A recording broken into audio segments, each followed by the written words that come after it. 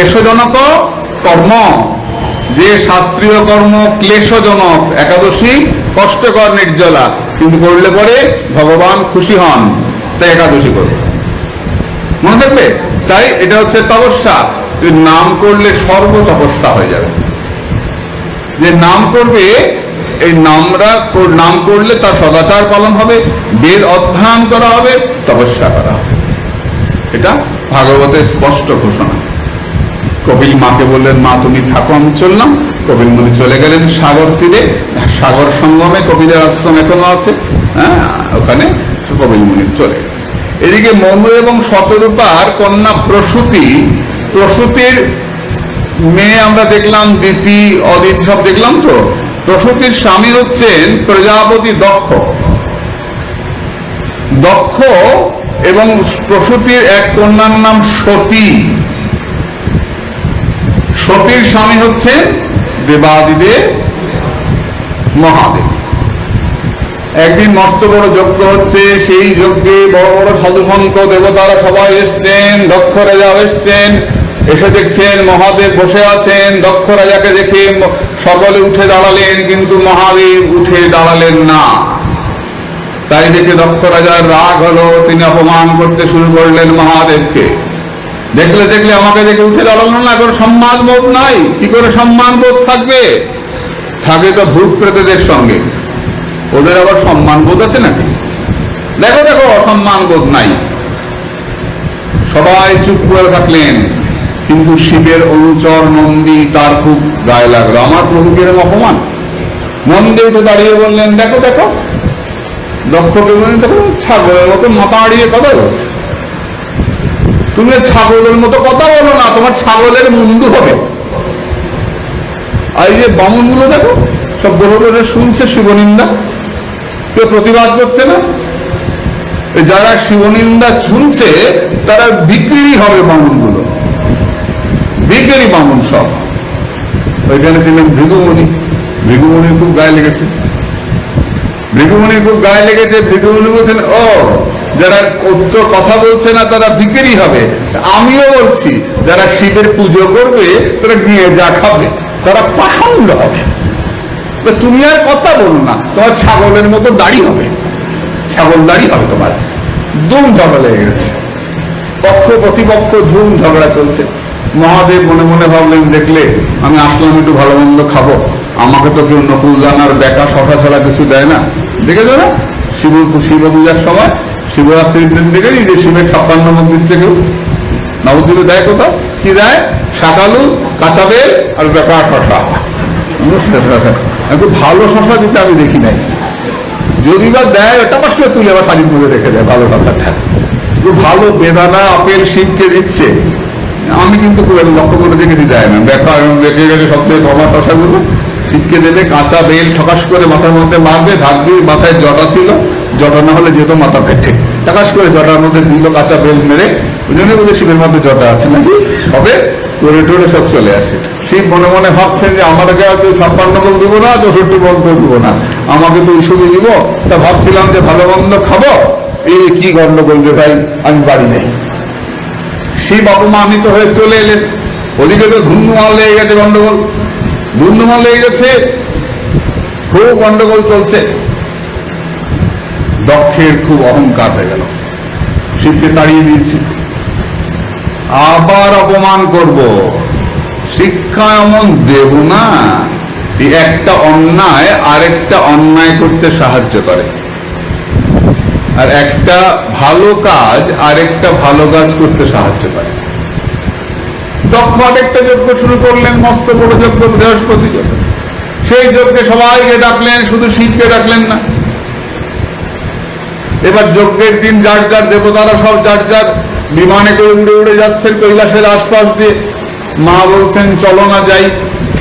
ভোলানাথ বললেন, আমাদের তো নিমন্ত্রণ নাই। বলে, বাপের বাড়িতে আবার নিমন্ত্রণের কি দরকার? আত্মীয় বাড়িতে নিমন্ত্রণের দরকার হয় না।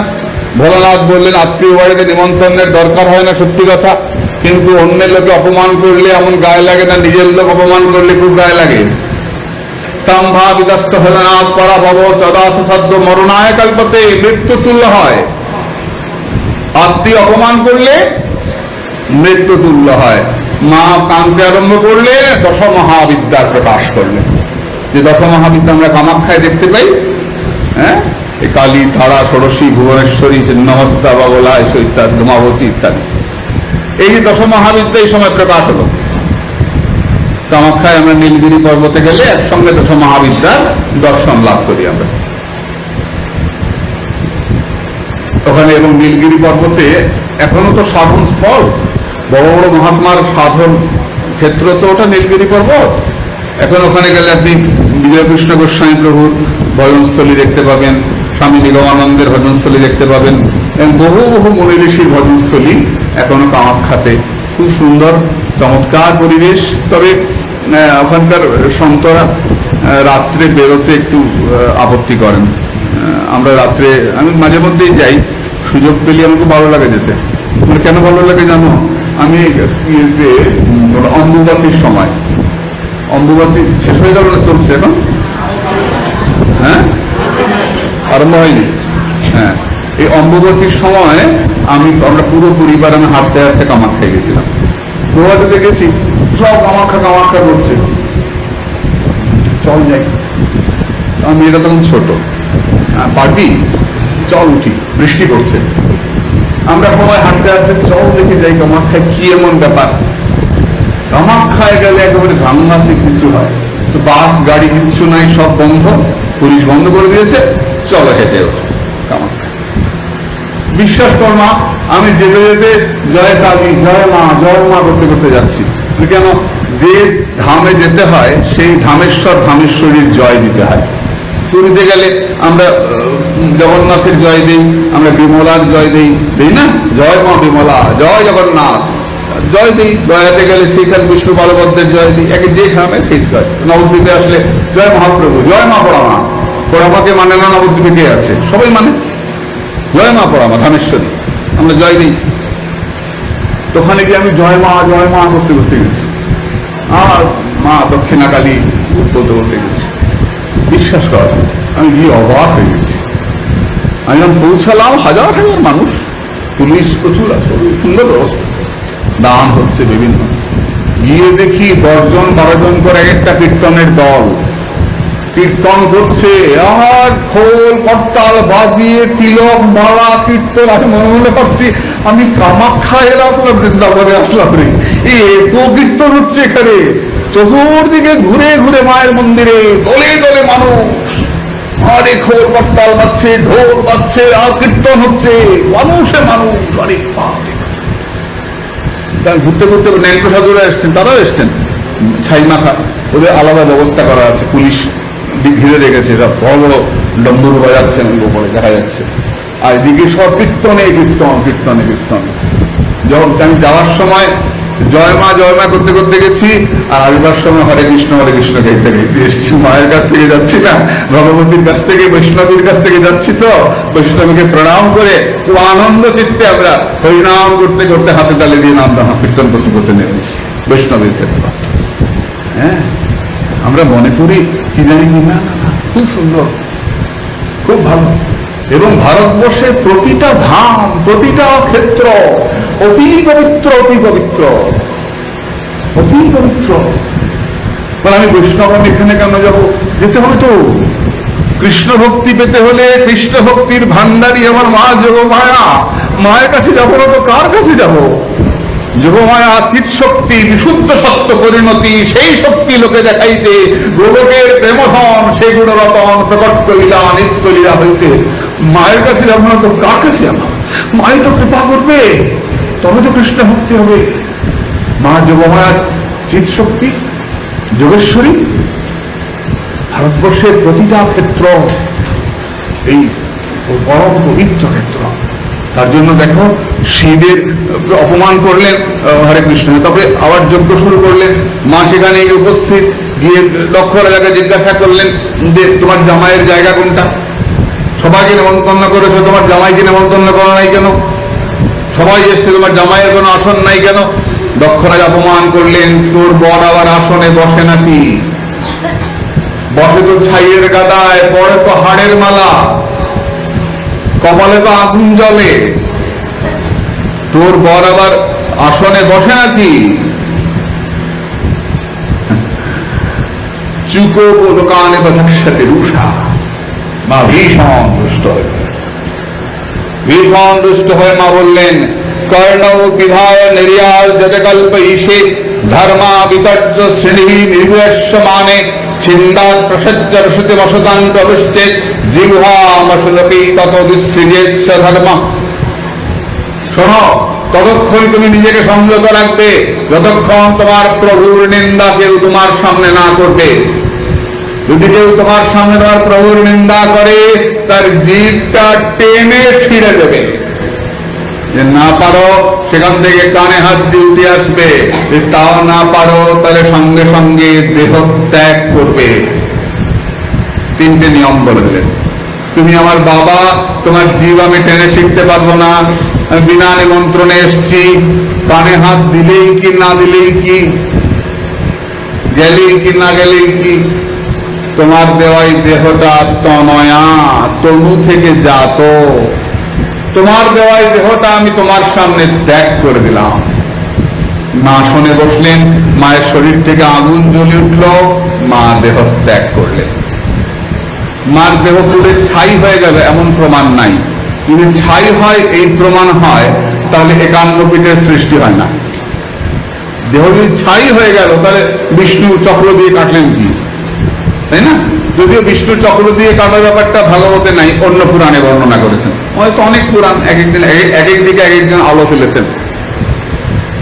তো তিনি দেহত্যাগ করলেন। দেবর্ষী নারদ দিয়ে মহাদেবকে বললেন, ভোলানাথ মা নাই। কি মা নাই? আমার সতী নাই? জটা ছেড়ে নিক্ষেপ করলেন। তৈরি হলো বিরাট এক পুরুষ বীরভদ্র। সেই বীরভদ্র তৈরি হয়ে সমস্ত আকাশ সমাচ্ছন্ন করে গিয়ে দক্ষ যজ্ঞশালায় প্রবেশ করে পশু মারণ অস্ত্র দিয়ে দক্ষের মুণ্ডচ্ছেদ করল। ধন্যবাদ লেগে গেল। ভৃগুমুনি আহুতি দিলেন যজ্ঞে। সেখান থেকে রেহু নামে সহস্র দেবতার আবির্ভাব হল। তুমুল লড়াই শিবের যজ্ঞের সঙ্গে, তুমুল লড়াই। অন্য পুরাণের বর্ণনা অনুযায়ী শিব সতীকে কাঁধে নিয়ে নৃত্য করতে আরম্ভ করলেন এবং কাঁদতে আরম্ভ করলেন, আমার সতী কই। অপূর্ব চরিত্র শিবের, অপূর্ব চরিত্র। আর কোন প্রমাণ দেখাতে পারবেন না যে বউকে কাঁধে করে কেউ কান্নাকাটি করেছে। আছে? বউকে কাঁধে করে কান্নাকাটি করেছে আর কোন ভগবান দেখেছে? প্রেমের কথা অনেক, ভগবান গোবিন্দ প্রেম করেছে, অনেক কিছু করেছে, কিন্তু বউকে কাঁধে নিয়ে রাখারাখি করেছে, কান্নাকাটি করেছে এমন এক চরিত্র মহাদেব। যদি বলো গৃহস্থ, তার মতো বউ ভক্ত নাই। বউকে বলে নিয়ে বসে থাকে। কেন বলে থাকে বলেছি না, পরে বলবো।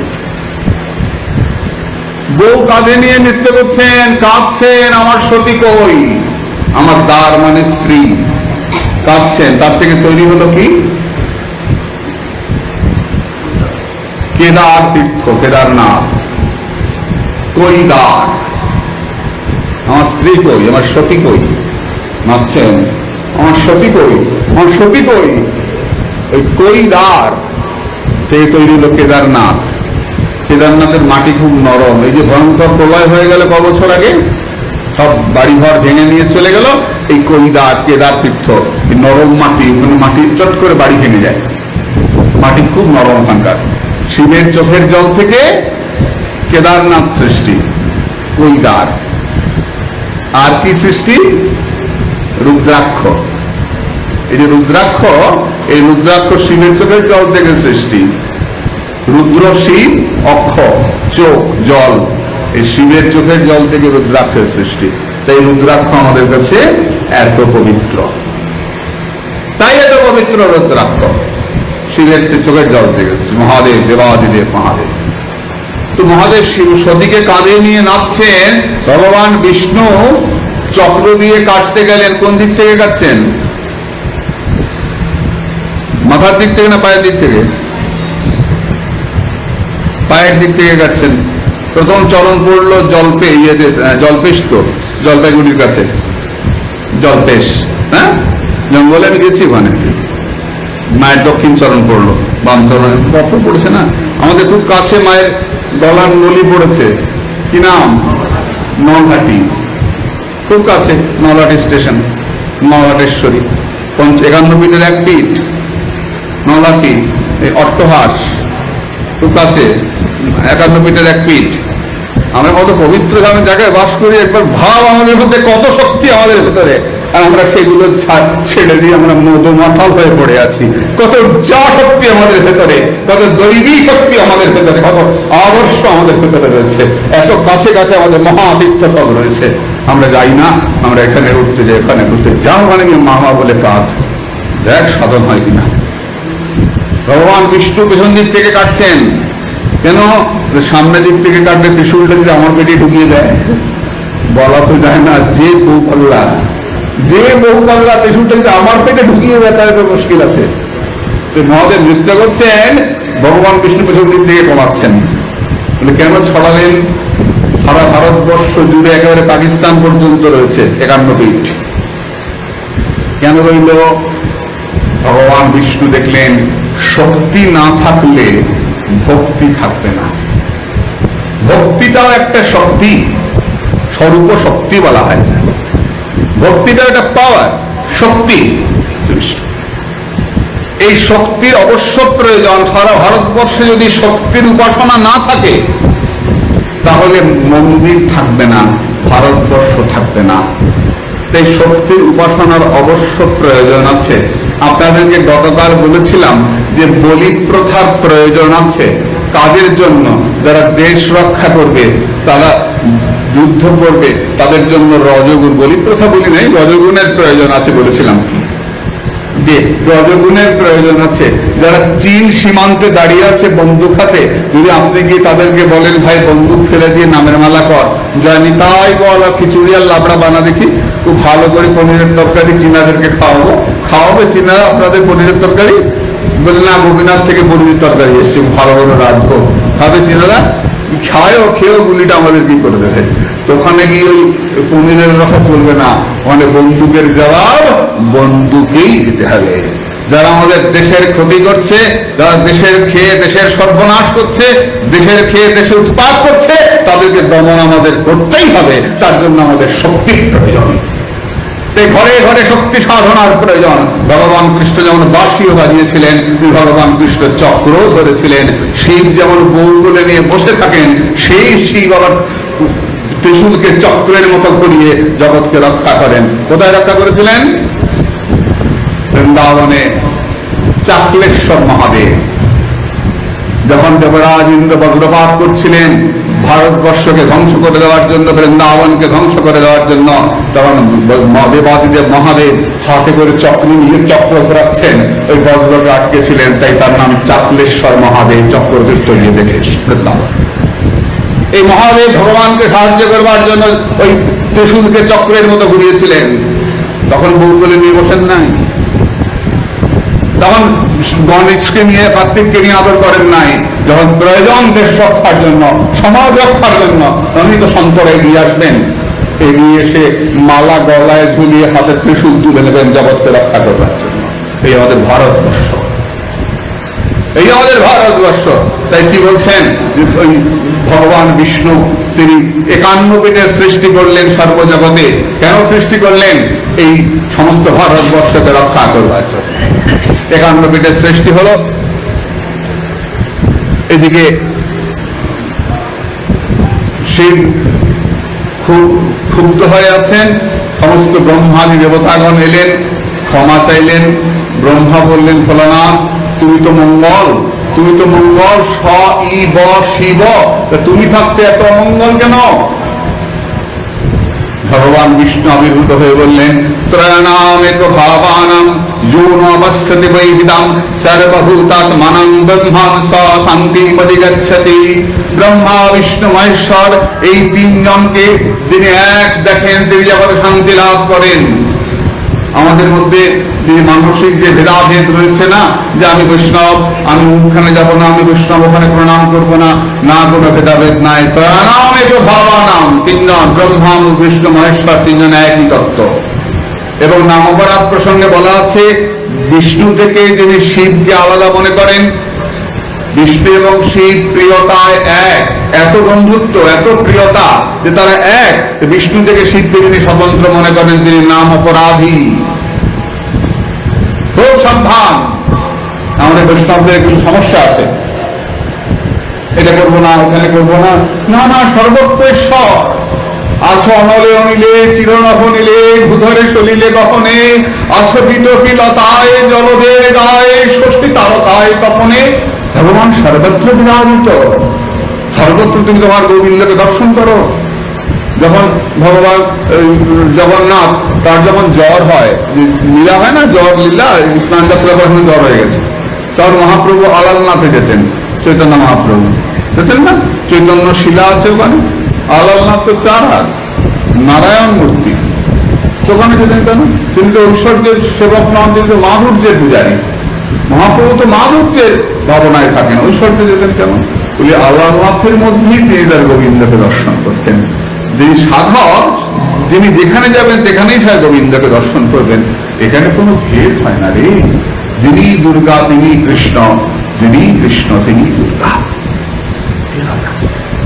এই জন্য সাধু সঙ্গ করা, সৎসঙ্গ করা, ঠিক ঠিক কথাগুলো জানা, তবে গিয়ে মনের যে ময়লাগুলো, এই ময়লাগুলো চলে যাবে।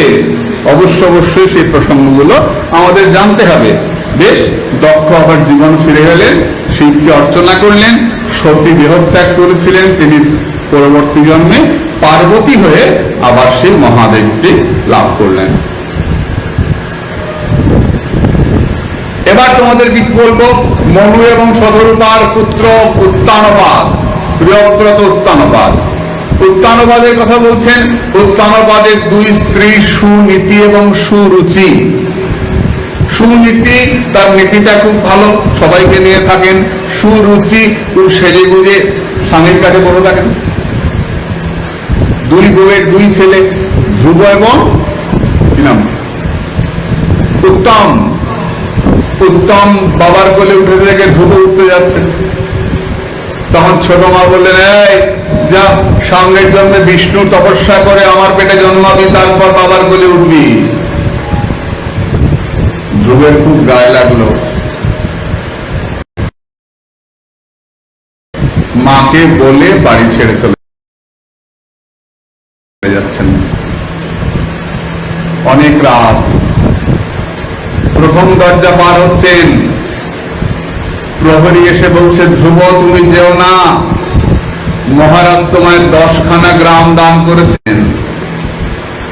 ধ্রুব মনে মনে ভাবছেন, দেখেছ কাণ্ড, এখনো তো হরিভজন করি নাই, মাত্র মনে করেছি হরিভজন করব, মনে করা মাত্রে অর্ধেক সম্পত্তির মালিক হয়ে গেছি, আর ভজন করলে না জানি কত সম্পত্তি লাভ করব। চলে গেলেন ভজন করতে।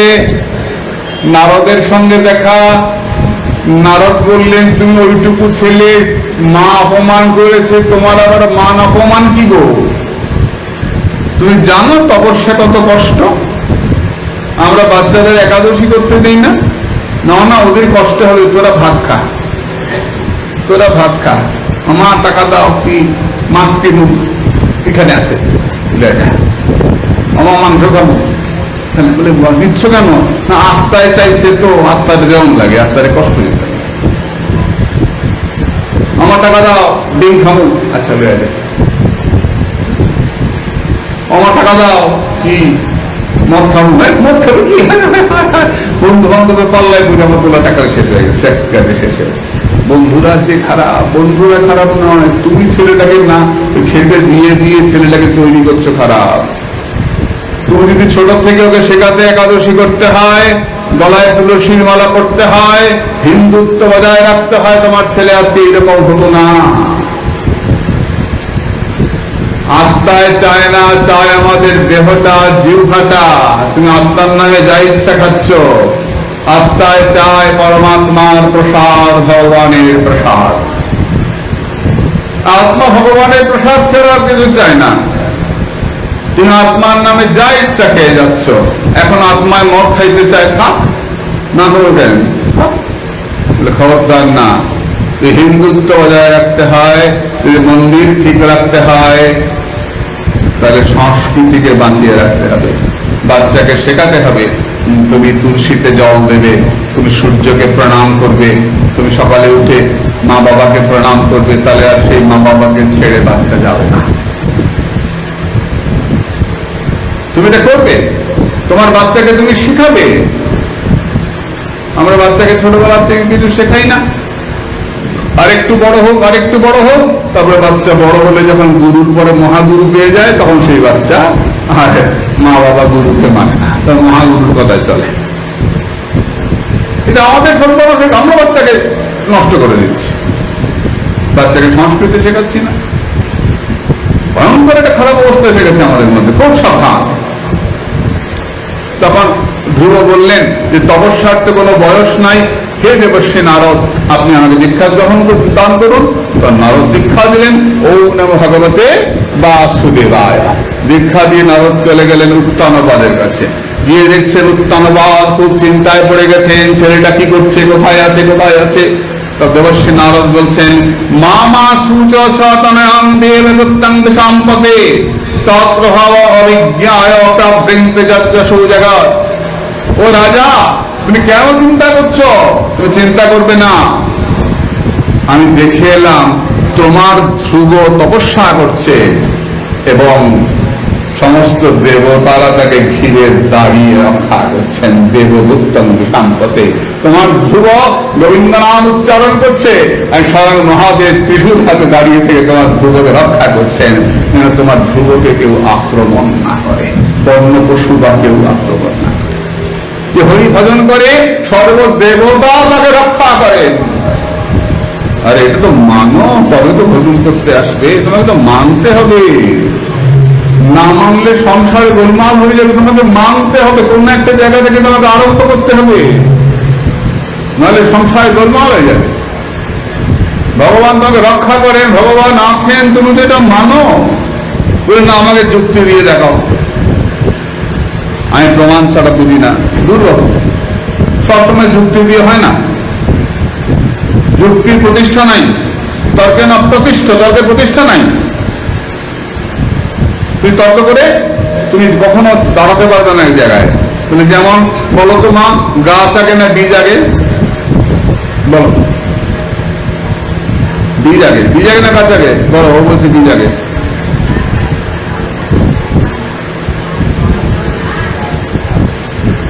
প্রশ্ন করতে কি কোন কোনটা আগে, বীজ আগে না গাছ আগে? বীজ আগে, বেশ, বীজ আগে। তাহলে বীজ থেকে গাছ হয়েছে, তাই তো? বীজটা করতে গেছে গাছ থেকে হয়েছে, গাছটা করতে গেছে বীজটা করতে গেছে। সারা রাত বললে শেষ হবে না। এর নাম তর্ক, এর নাম তর্ক। গাছ আগে না বীজ আগে, বীজ আগে না গাছ আগে, গাছ আগে না বীজ আগে, বীজ আগে না গাছ আগে। এই চললো সারা রাত, সারা জীবন তো শেষ হবে না। তোমাকে একটা ধরে নিতে হবে এক্স ওয়াই জেড, তবে কি অঙ্ক মিলবে। আমরা ছোটবেলা বীজগণিত করেছি না, মনে করি এক্স ওয়াই, হ্যাঁ ধরছি না। তো তোমাকে ধরে নিতে হবে যে ভগবান আছে তাই জগৎ চলছে, তাহলে অঙ্ক মিলবে না। নবদ্বীপে এসেছিলেন মস্ত বড় পণ্ডিত ভিক্ষু শুদ্ধদেব, তার শিষ্য আমার আচার্যদেব, আমার অধ্যাপক ডক্টর হংস নারায়ণ ভট্টাচার্য, এইখানেই বাড়ি, আর একটু বলিমাগড়ি বাড়ি। আমার অধ্যাপক বিদ্যুৎ ছিলেন হংসবাবু, হ্যাঁ তুমি সাথে ছিলেন হংসবাবু, এসকেডি HND, হ্যাঁ হংস নারায়ণ ভট্টাচার্য আমার অধ্যাপক, ট্রিপল MA, মস্ত বড় পণ্ডিত। তার শিক্ষাগুরু ছিলেন অধ্যাপক সুকুমার সেন, তার শিক্ষাগুরু ছিলেন ভাষাচার্য সুনীতি চট্টোপাধ্যায়। এটা ধারা, তা আমি হংসনারায়ণ ভট্টাচার্যকে দেখেছি। তার গুরুদেব এসছেন ভিক্ষু শুদ্ধদেব। আমার জীবনে প্রথম 1 মিনিট বলি তোদেরকে। প্রথম আমি BA ক্লাসে পড়ি, হ্যাঁ গেছি, একটু ফল নিয়ে গেছি, বসে আছেন উনি, বুড়োশিবতলায় আছেন। কত বড় সাধু, হিমালয় থেকে এসছেন, মস্ত পণ্ডিত। 1972-তে অক্সফোর্ড থেকে উনি ডক্টরেট করেছেন। মস্ত পণ্ডিত, শিক্ষিত সাধু, আমার মতো খাওয়া সাধু না, এবারই বাড়ি শিষ্য বাড়ি না, শিক্ষিত সাধু। বসে আছেন, সাদা দাড়ি, সাদা চুল। প্রণাম করলাম। ফল হাতে দিলাম, সাধু দেখতে যাবো তো, এমনি যাবো না, তো ফল দিলাম। দুর্গা দুর্গা, কিছু বলবে ভাই? আনাম বলবো। কি বলবে? আনাম ভগবান আছে কি করে বুঝবো? ওপর দিকে তাকিয়ে বললেন, এটা কি ঘুরছে? ফ্যান ঘুরছে। কি করে ঘুরছে? না কারেন্টে ঘুরছে। কারেন্ট আছে কি করে বুঝলে? ফ্যান ঘুরছে, তাই দেখে বুঝলাম কারেন্ট আছে। জগৎ ঘুরছে, তাই দেখে বুঝে ভগবান আছে। ভগবান না হলে জগৎ ঘুরতো না। জগৎ চলছে, ঘুরছে, কেন ঘুরছে? কারেন্ট তুমি দেখতে পাচ্ছ? পাচ্ছ না। ভগবান আছে তাই জগৎ ঘুরছে। আর কোন প্রশ্ন? দ্বিতীয় প্রশ্ন, ধর্ম কি? ধর্ম কাকে বলে? ধর্ম বস্তুর অন্তর্নিহিত শক্তি, যাকে বাদ দিলে বস্তু থাকে না। যেমন জলের ধর্ম তরল, জল তরল, শক্ত হয়ে গেলে জল বলি আমরা বরফ, আগুন দিলে বাষ্প। তাহলে জলের ধর্ম তরলতা, লঙ্কার ধর্ম, আগুনের ধর্ম দাহিকা শক্তি, পুড়িয়ে দেবে। পশুর ধর্ম পশুত্ব, মানুষের ধর্ম মনুষ্যত্ব। যে মানুষ হবে তার মনুষ্যত্ব থাকবে, সে ক্ষমা করতে জানে, মনুষ্যত্বের লক্ষণ আছে।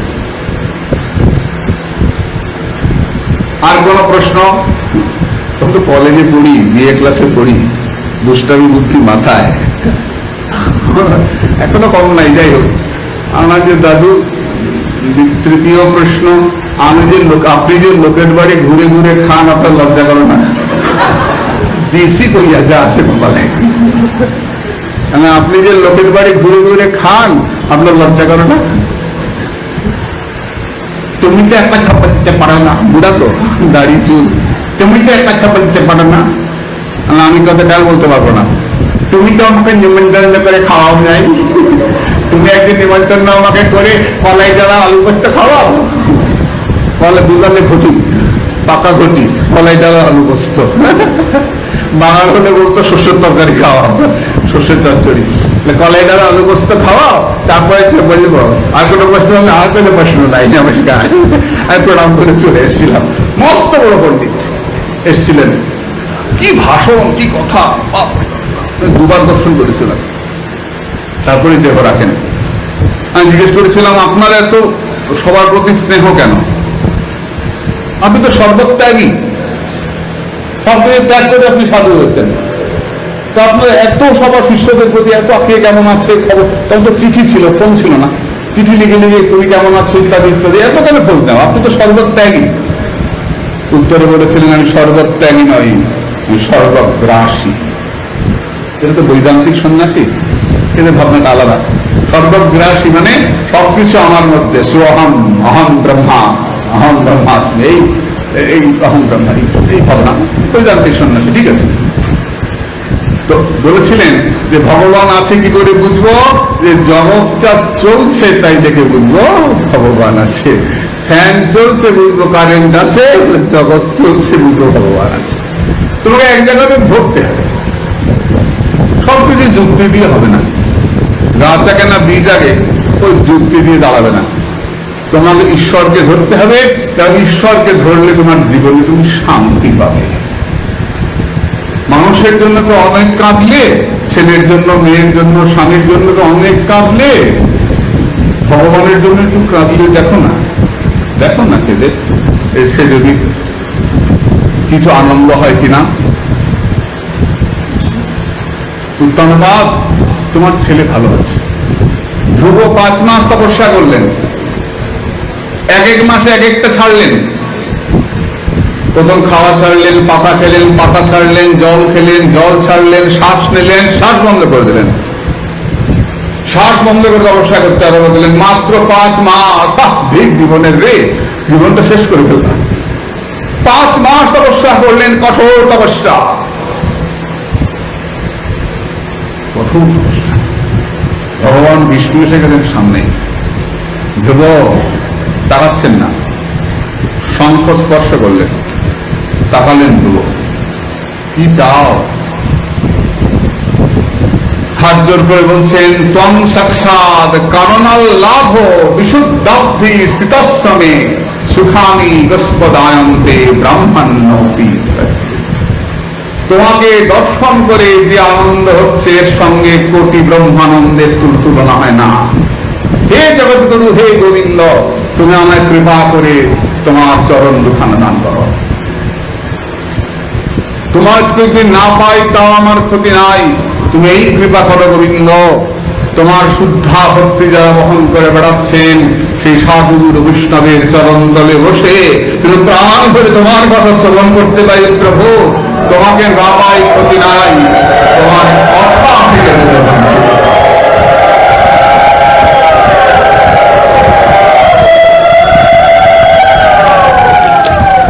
কি আশ্চর্য ব্যাপার। দেখো, ধ্রুবকে গোবিন্দ রাজা করে চলে গেলেন ভগবান।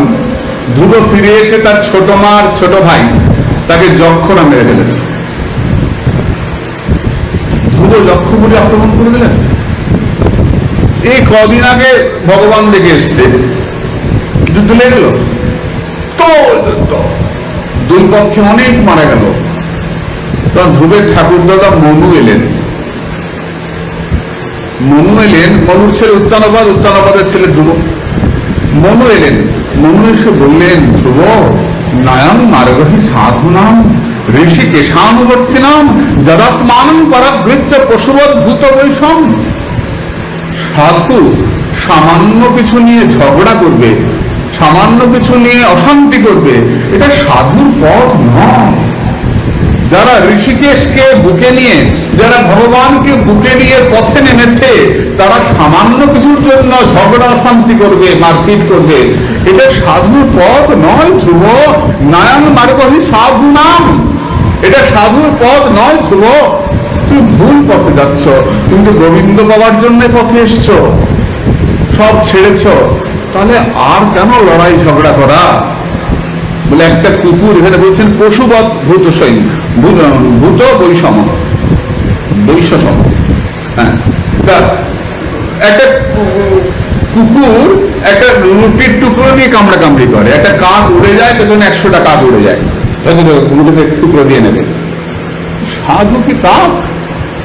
সাধু কি কুকুর? সাধু তো ছেড়েই সাধু হয়েছে, সব ছেড়েই তো সাধু হয়েছে, সাধু তো সাধুই। ধ্রুব, তুমি ক্রোধ সংবরণ করো। আমি খুব, ওই সাধু খুব রাগী, ওই লোকটা খুব রাগী, এটা ভালো না। ক্রোধ সকল মঙ্গলের প্রতিকূল। সংদচ্ছর সংভদ্রাম তে প্রতিবংশের সম্পরম। যত ক্রোধ আসবে তোমার জীবনে তত অমঙ্গল নেমে আসবে। ক্রোধকে সংবরণ করো, ভগবানের কাছে প্রার্থনা করো, ভগবান আমার রাগটা কমিয়ে দাও, আমার এত রাগ কেন, এত মাথা গরম হয় কেন আমার? মনে করো সব ভগবানের পাঠানো ঢেউ, সুখ দুঃখের ঢেউ। এই ঢেউ চলে যাবে, আবার অন্য ঢেউ আসবে। এই একটা ঢেউয়ের মধ্যে পড়ে লুটুপুটি খেও না।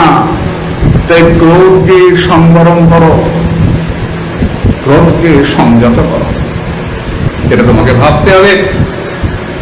এমনি করে বললেন, তখন ঠাকুর দাদাকে প্রণাম করে ধ্রুব শান্ত হলেন, যক্ষের সঙ্গে সন্ধি করলেন, যুদ্ধ বিশ্রাম হয়ে গেল। ধ্রুবের দুই ছেলে উৎপল এবং বৎসর। উৎপল শান্ত সমাহিত চিত্ত, সংসার করলেন না। বৎসর রাজা হলেন, বৎসরের বংশে জন্মগ্রহণ করলেন। অঙ্গের বংশে পেন। সাধকের বংশ হলে কি হবে? গোলমাল হয়। বেন রাজা জন্মগ্রহণ করেই বললেন, আমার রাজ্যে জপ তপ পূজা পাঠ বন্ধ, রাজা সর্বদেবময়, রাজাকে দান করো। সাধুরা রুষ্ট হয়ে গেলেন। আর সাধু রুষ্ট হলে ভগবান দেখাতে পারে না। সাধুরা রুষ্ট হয়ে এমন অভিসম্পাত করলেন, ওই সাধুগুরু বৈষ্ণবের অভিসম্পাতে, ব্রাহ্মণের অভিসম্পাতে বেন ওখানেই মারা গেল। বেন মারা যাওয়ার পরে বেনের বাহু মন্থন করে তৈরি হলেন পৃথু এবং অর্চি। তারা স্বামী স্ত্রী হলেন। পৃথুকে সকলে সুন্দর করে সাজিয়ে দিলেন, কুবের, আসন, বরুণ, ছত্র, বায়ু, চামর, ধর্ম, মাল্য, ইন্দ্র, কিরীট, যম, দণ্ড, ব্রহ্মা, বর্ম সব সাজিয়ে দিয়ে পৃথিবীকে খুব করে স্তব করছেন, কিন্তু হাত জোর করে বললেন আপনাদের স্তবের আমি যোগ্য নই। আপনারা যেমন আমাকে স্তব করছেন সেই রকম করে আমাকে তৈরি করে নেবেন। কিমাশ্রয় মে স্তব এষ যজ্ঞতা মামাজ্য ভুবন ঋতুধা দেবা প্রভব আত্মনো সত্রং যুগুপ্সন্ত বিশ্রুতারিমন্ত কর্ম উদারা পৌরুষং বা বিগর্হিতাম। যারা জগতে খুব উদার চরিত্রের মানুষ হন, তারা নিজের প্রশংসাকে নিন্দা বলে মনে করেন। নিজের প্রশংসা করলে, আমি দেখতাম প্রভুপাদ তীর্থরি গোস্বামীর গুরু ভাই ছিলেন বালক সাধু, প্রাচীন মায়াপুর জগন্নাথ মন্দির। আমরা গিয়েই বলতাম, দাদু আপনাকে সবাই সিদ্ধ পুরুষ বলে। বললেই বলতেন রাম রাম রাম, কে কয় কে কয়, রাম রাম রাম কে কয়। কখনো বলতাম, আমাকে যদি কেউ বলে আপনি ভালো পাঠ করেন, শুনেছো তুমি, কোথায় শুনেছো, ঠিক আছে শুনবো, তাহলে শুনবে, নিজেও তাহলে মুখটা করে কোলা ব্যাগের মতো। আর সাধু, সাধুকে যদি কেউ প্রশংসা করে, সাধু একেবারে রাম রাম রাম কে কয় কে কয়। খুব চেপে ধরার পর বলেছিলেন, হ্যাঁ আমার তো ব্রাহ্মণ হওয়ার শখ ছিল, ওইটা পড়তাম। সিংহরায় তো ক্ষত্রিয় ছিলেন, যাদবেন্দ্র সিংহরায় বালক সাধু, যে ছিলেন মনোহর বাবার কাছ থেকে বেশ দিতে। মনোহর বাবা বলেছিলেন তোমার এখন বেশ নেওয়া হবে না, তোমার অনেক কাজ বাকি আছে। ফিরে এলেন, তারপর তার গর্ভ, যিনি জননী, হ্যাঁ যার গর্ভে জন্মেছেন, তার গর্ভধারিণী এসেছিলেন এবং মাকে সেবা করে তারপর তিনি আর বেশ নেন নাই, আস্ত কাপড়ই পড়েছেন। আমার সঙ্গে খুব বন্ধুত্ব ছিল, খুবই বন্ধুত্ব ছিল, বয়সও তো প্রায় সমান, হ্যাঁ কাজে খুব বন্ধুত্ব ছিল। কারণ আমার তখন ধরো 21-22 না আরো কমই হবে, তাই 20 ধরো, আমার তখন 20, ওনার তখন মোটামুটি 95, কাজেই সমান বয়স। এই খুব বন্ধুত্ব ছিল, খুব মজা করতাম। এখন তো ভাবি কত অন্যায় করেছি, কি অন্যায় করেছি রে, হ্যাঁ খুব অন্যায় করেছি। যাই হোক, বলতে গেলে সময় চলে যাবে। তো আমাকে অসম্ভব ভালোবাসতেন, অসম্ভব ভালোবাসতেন। আমি এমএ ভর্তি হবো, তো কথা মনে পড়লে কত কথা মনে পড়ে, আমি এমএ পড়বো, দাদু এমএ পড়বো না, পড়বা না। আমি কেন পড়বো না, কেন পড়লে তোমার অহংকার হইব, তুমি আমাদের ভুললে যাইবা। আর না দাদু ভুলবো না, না তুমি পড়বা না। আমি কোথাও চান্স পাই না। এখানে কলকাতা গেলাম, খুব মারপিট, পালিয়ে আসলাম। যাদবপুর গেলাম, পার্সেন্টেজে হচ্ছে না, না কলকাতায় পার্সেন্টেজে হচ্ছে না, যাদবপুরে মারপিট, চলে আসলাম, খুব রোজ তো হচ্ছে না, হচ্ছে না। আমার আচার্যদের শ্রীপাদ মনীন্দ্রনাথ গুহকে বললাম, ওই কানপ্রিয় গোস্বামী বাবুর ওখানে, তো দাদু এরকম ব্যাপার, আমি তো চান্সই পাচ্ছি না, এমএ পড়বো, চলো আমি যাই। আমাকে নিয়ে গিয়ে বালক সাধু, দেখো সাধুর অলৌকিক ক্ষমতা, সাধু দেখো সাধু, নিয়ে গিয়ে আমাকে বললেন বাবা আমার ইচ্ছা এমএ পড়ুক। ময়মনসিংহের লোক ছিলেন তো, এমএ বলতেন না, এমএ, হ্যাঁ আমার ইচ্ছা এমএ পড়ুক। তখন বললেন আপনি কইতাছেন, আচ্ছা পড়ো পড়ো। তার 8 দিনের মধ্যে আমি বর্তমানে ভর্তি হলাম, সরল ভাবে, কোনো ব্যবহার নেই, গেলাম ভর্তি। আশ্চর্য ব্যাপার। ভর্তি হয়ে ওখানে একটা ঘর ভাড়া নিয়েছি, থাকবো মিঠাপুকুর গৌরী মঠের ওখানে, স্বামীজি করে দিয়েছেন, এখন আছেন স্বামী, তা গৌরী মঠের স্বামীজি করে দিয়েছেন। এসছি দেখা করতে, আমাকে দেখে কাঁদতে আরম্ভ করেছে। আমি দাদু কাঁদেন কেন, তুমি এমএ করতেছ, আমি ভাবলাম আমার লগে আর কোনোদিন দেখা হইব না, তুমি এমএ করতেছ। আমি জড়িয়ে ধরেছি, দাদু আমি আপনাকে ছেড়ে যাবো না, দাদু আমি আপনাকে ছেড়ে যাবো। যতদিন বেঁচে ছিলেন আমি বর্তমানে থাকতে পারতাম না, বিশ্বাস করে আজকে বলছি। আমার একা হলেই, যে একা হতো আমার মনে হতো দাদু আমায় ডাকছে, চলে আসতাম ছুটে। ভাগবত স্বামী বলে রাখতেন আমাকে, শুদ্ধ পুরুষ, উচ্চকোটির মহাত্মা, উচ্চকোটির মহাত্মা। যতবার জিজ্ঞেস করেছি ভজনের কথা, ভজনের খুব কাছ থেকে জিজ্ঞেস করেছি, আপন ছিলেন, জিজ্ঞেস করেছি ভজনের কথা, ততবার নিজেকে গোপন করেছেন, না না না আমি কিচ্ছু না। দাদু আপনি নাকি 13 বছর বয়সে সমাধিস্থ হয়ে গেছিলেন, সেই ফটো আমি দেখেছি, ফটো আছে। আপনি নাকি 13 বছর বয়সে নাম ব্রহ্মকে পেয়েছিলেন, বামুন হইয়া কীর্তন করতেছিলাম, হঠাৎ দেখি কি হইয়া গেল, হঠাৎ জানি কি হইয়া গেল, তারপর দেখি নাম ব্রহ্ম পাইছি। নাম ব্রহ্ম এখন আছেন। সিদ্ধ পুরুষের ঘটনা সব আমার নিজের কারণে শোনা, লোক মুখে গল্প শোনা নয় রে, বড় বড় হচ্ছে করে মহাত্মারা সব সিদ্ধস্তরের মহাত্মা, সাধন করে তো সিদ্ধ হয়, এমনি এমনি হয় না, তার জন্যে সাধন করতে হয়। জয় গুরু। সাধন করতে হলে কি করতে হয়? ত্যাগ করতে হয়, বৈরাগ্য নজরের ইচ্ছাতে ছাড়তে হয়।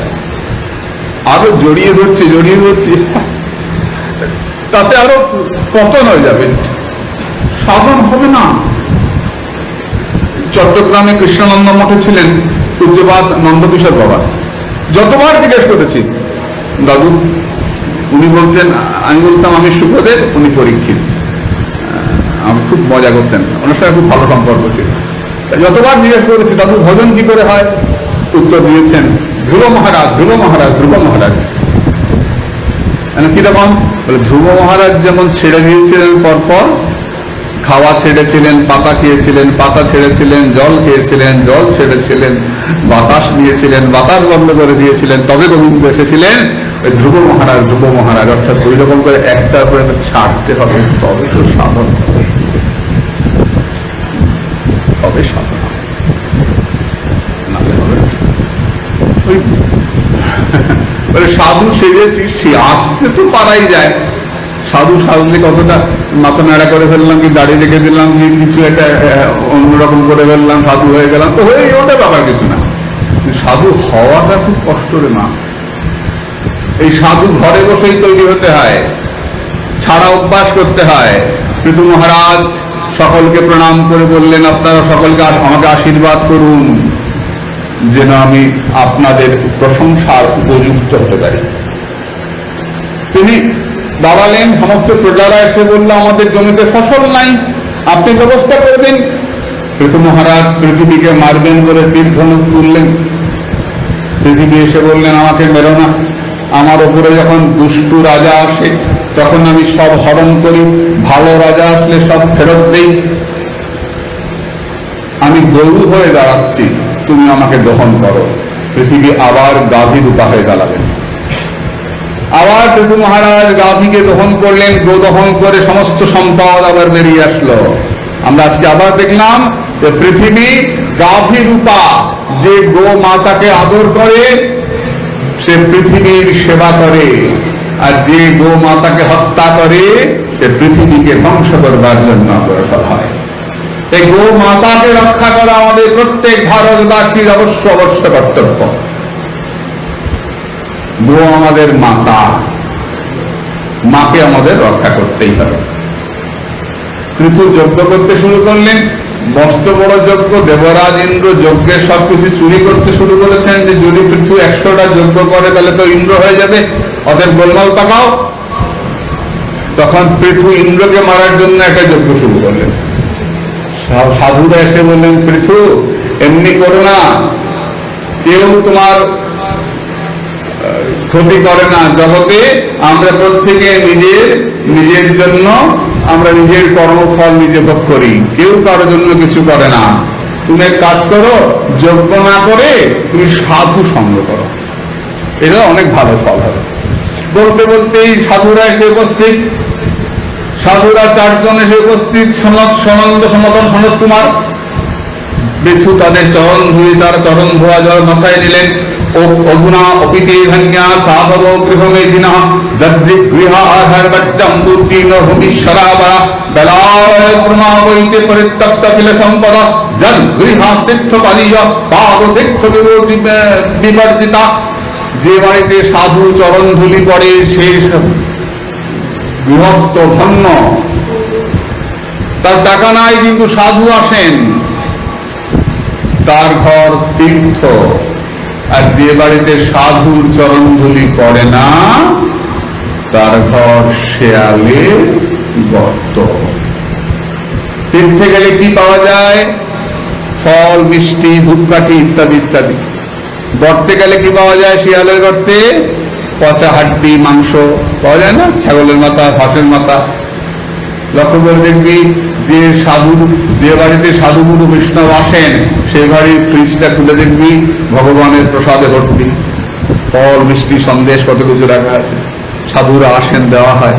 আর যে বাড়িতে সাধুর চরণ বলি পড়ে না সেই বাড়ির ফ্রিজটা খুলে দেখবি পচা মাংস, পচা মাছ, পচা ডিম সব ফ্রিজের মধ্যে ভর্তি করে রেখেছে।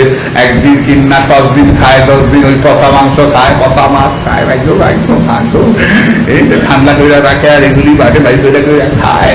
আবার কলকাতায় যায়, কলকাতায় গিয়া নীল আলোর তলায় বৈশা পচা বিলাই, পচা কুত্তা খাইয়া আসে। কদিন আগে ধরা পড়েছিল না কয়েক বছর আগে, পচা বিলাই মরা খায়।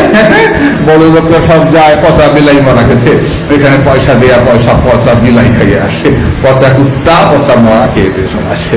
কেন বলে শিয়ালের দত্ত, সব শিয়ালের দল, সব শিয়ালের দল। এরা তীর্থবাসী নয়। যারা তীর্থে থাকবে তারা ভগবানের সেবার জন্য ফুল ফল নিয়ে থাকবে। ভগবানের সেবা হবে, সাধুগুরু বৈষ্ণবের সেবা হবে। হে মুনিগণ, যদি আমার শুনবার যোগ্যতা থাকে আপনারা কৃপা করে বলুন যে আমরা সংসারী জীব, আমাদের চিন্তা কি করে যায়?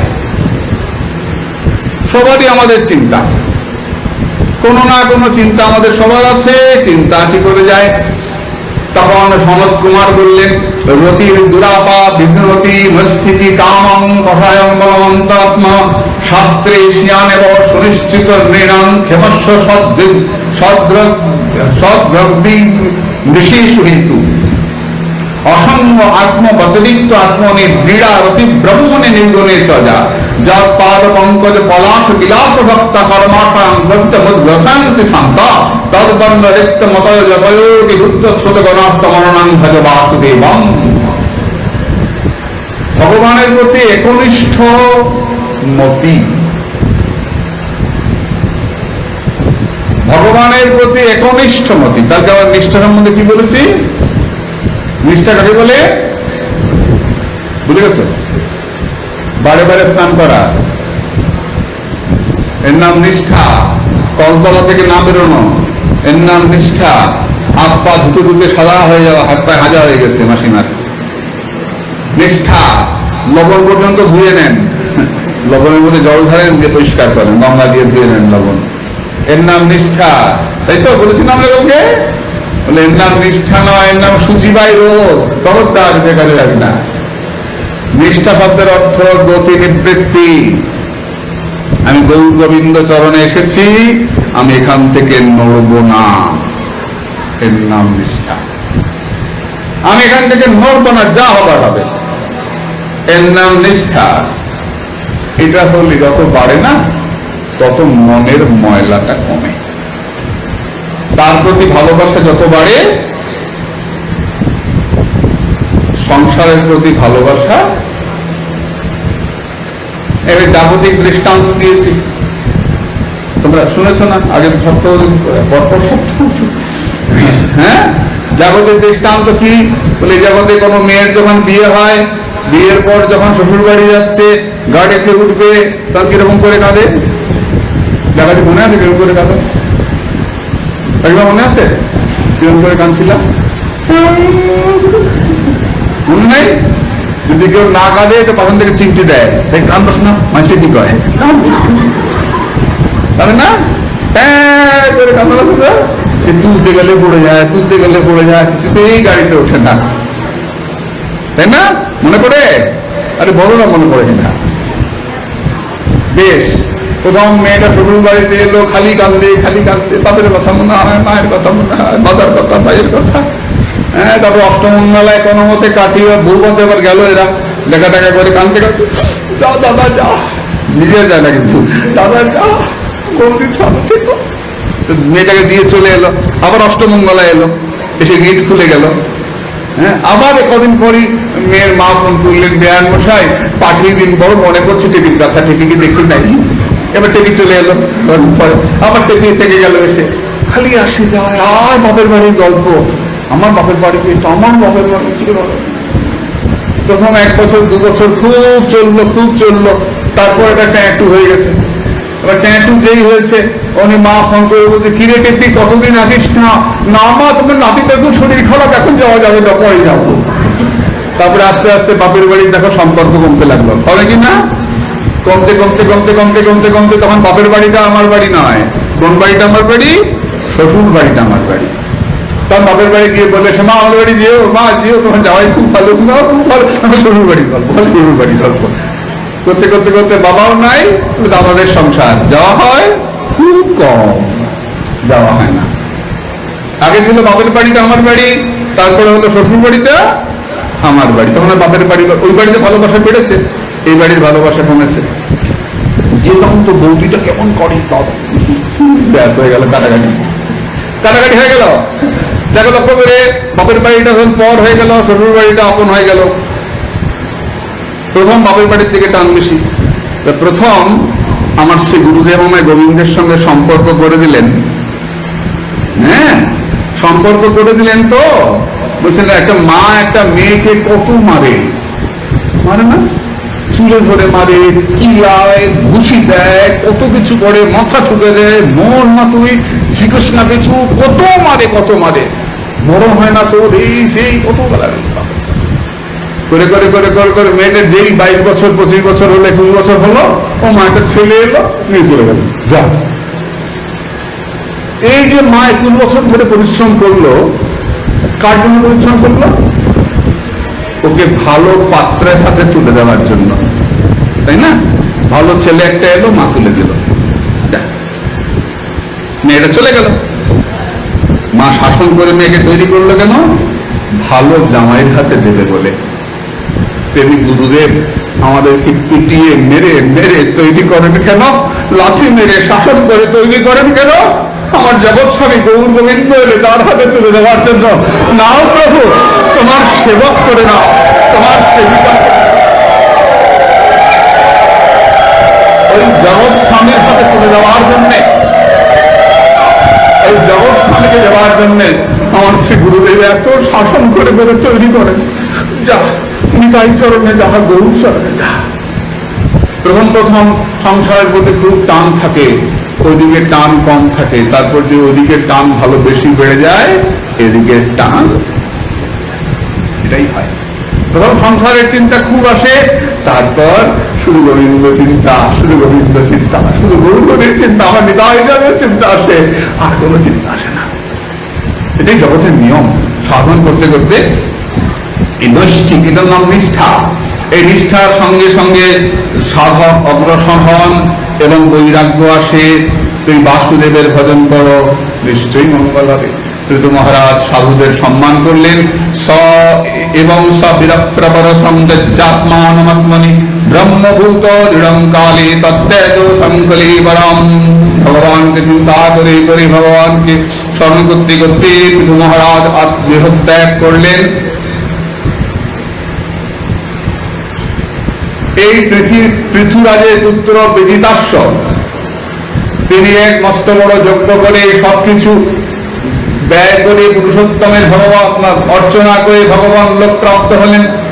তার পুত্র হবির্ধান, হবির্ধানের পুত্র বর্হিষ্যৎ, প্রাচীন বর্হি রাজা, এই প্রাচীন বর্হি রাজা মস্ত বড় যজ্ঞ করলেন।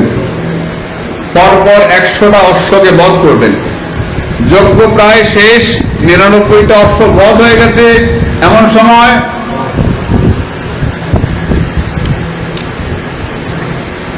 দেবর্ষী নারদ এসেছেন, এসে জিজ্ঞাসা করছে, ও রাজা, তুমি মাংস দিয়ে যজ্ঞ করছো কেন?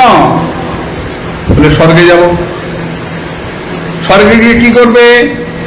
বলে ভালো মন্দ খাবো, ভালো মন্দ খেয়ে স্বর্গ থেকে আসবো। বলে স্বর্গে গেলে পুণ্য শেষ হলেই তো আবার স্বর্গ থেকে নেমে আসতে হবে, আর এই যে অশ্বগুলোকে মারলে তোমাকে শেষ করবে। বলে এরা তো মরে গেছে, এদের মাংস দিয়ে যজ্ঞ হয়ে গেছে। বলে মরেই গেছে, আর কি লাভ আছে? এদের কি করবে? আমার সব তো শেষ, মেরে ফেলেছি এদেরকে। বলছেন না, মাংস শব্দের অর্থ কি? মাংস। আমি যেরকম করে তাদেরকে মারছি, এরাও সেই রকম করে আমাদেরকে মারবে, এর নাম মাংস। খাচ্ছ খাও, তোমার পয়সায় তুমি খাচ্ছ, কিন্তু শাস্ত্রের অর্থটাও তো শুনে যাও। মাংস খাওয়ার আগে জানবে যে আমি এমন করে তাদেরকে চামড়া ছাড়িয়েছি, পালক ছিঁড়েছি, এরাও এমনি করে আমাদেরকে হত্যা করবে, এর নাম মাংস। খবরদার মনে রাখবে, মাংস মাংস। এবার ছেলেগুলি উঠে বলবে, আপনারা যে নিরামিষ খান, গাছেরও তো প্রাণ আছে, তাহলে কি প্রাণী হত্যা হয় না? হয়। তাহলে খান কেন? আমরা ধান খাই, গম খাই, তাই না? যা খাই, আমরা ধানটাকে কখন কেটে আনি? ধানটা মারা যাওয়ার পরে। ধান গাছটা মরে যাওয়ার পরে আমরা গাছটাকে তুলে আনি। কাঁচা গাছকেও কেটে আনে, শুকিয়ে গেছে, মরে গেছে, লাল হয়ে গেছে, কেটে আনি। এতে ক্ষতি হয় না, ওই ধান থেকে আবার গাছ হয়। আমরা কোন গাছের ডাল কেটে আনি, লাউ ডগা, যে যা খায়, কাটা গাছ কেটে নিয়ে আসছে, তাতে কি হয়? গাছটা মারা যায়। আমাদের মাথার চুল কেটে দিলে আমরা মারা যাই, হাতের নখ কাটলে আমরা মারা যাই, কষ্ট পাই না। কেন? আবার হবে। মাথার নাড়া হয়েছে, আবার হবে। নখ কেটেছে, আবার হবে। তেমনি গাছের ডাল কাটলে সেখান থেকে আবার গাছ হয়, গাছটা মরে না। আমরাকে গাছটাকে বাঁচিয়ে আমরা আহার্য গ্রহণ করি বলে গাছটার যে কষ্ট হয়, গাছটা কষ্ট তো পায়, হ্যাঁ পায়, সেটা আমাদের পাপ হয়। সেই পাপটা কিভাবে যায়? এই যে পঞ্চযজ্ঞ করেন গৃহস্থরা, এই পঞ্চযজ্ঞ করলে এই পাপটা নষ্ট হয়ে যায়। পঞ্চযজ্ঞের মাধ্যমে এই পাপটা নষ্ট হয়। এই পঞ্চযজ্ঞের কথা আমরা সামনেই দেখব, বলতে গেলে ওদিকে দেরি হয়ে যাবে। এই পঞ্চযজ্ঞ করলে এই সমস্ত ঋণ শোধ হয়, সমস্ত পাপ নষ্ট হয়। যারা নিরামিষ গ্রহণ করেন তাদের পাতায় কোন প্রাণীর কান্না মিশে থাকে না। তোমরা যে পাপ করো, একটা প্রাণীর গলা কেটে দাও, তার আর মুন্ডু তৈরি হয় না, প্রাণীটা সঙ্গে সঙ্গে মারা যায়। আমরা একটা গাছ কাটলে গাছটা আবার তৈরি হয়। এর বলা আছে যে গাছটা আমরা বলে ফল খাই, হ্যাঁ, কোন ফলটা খাই?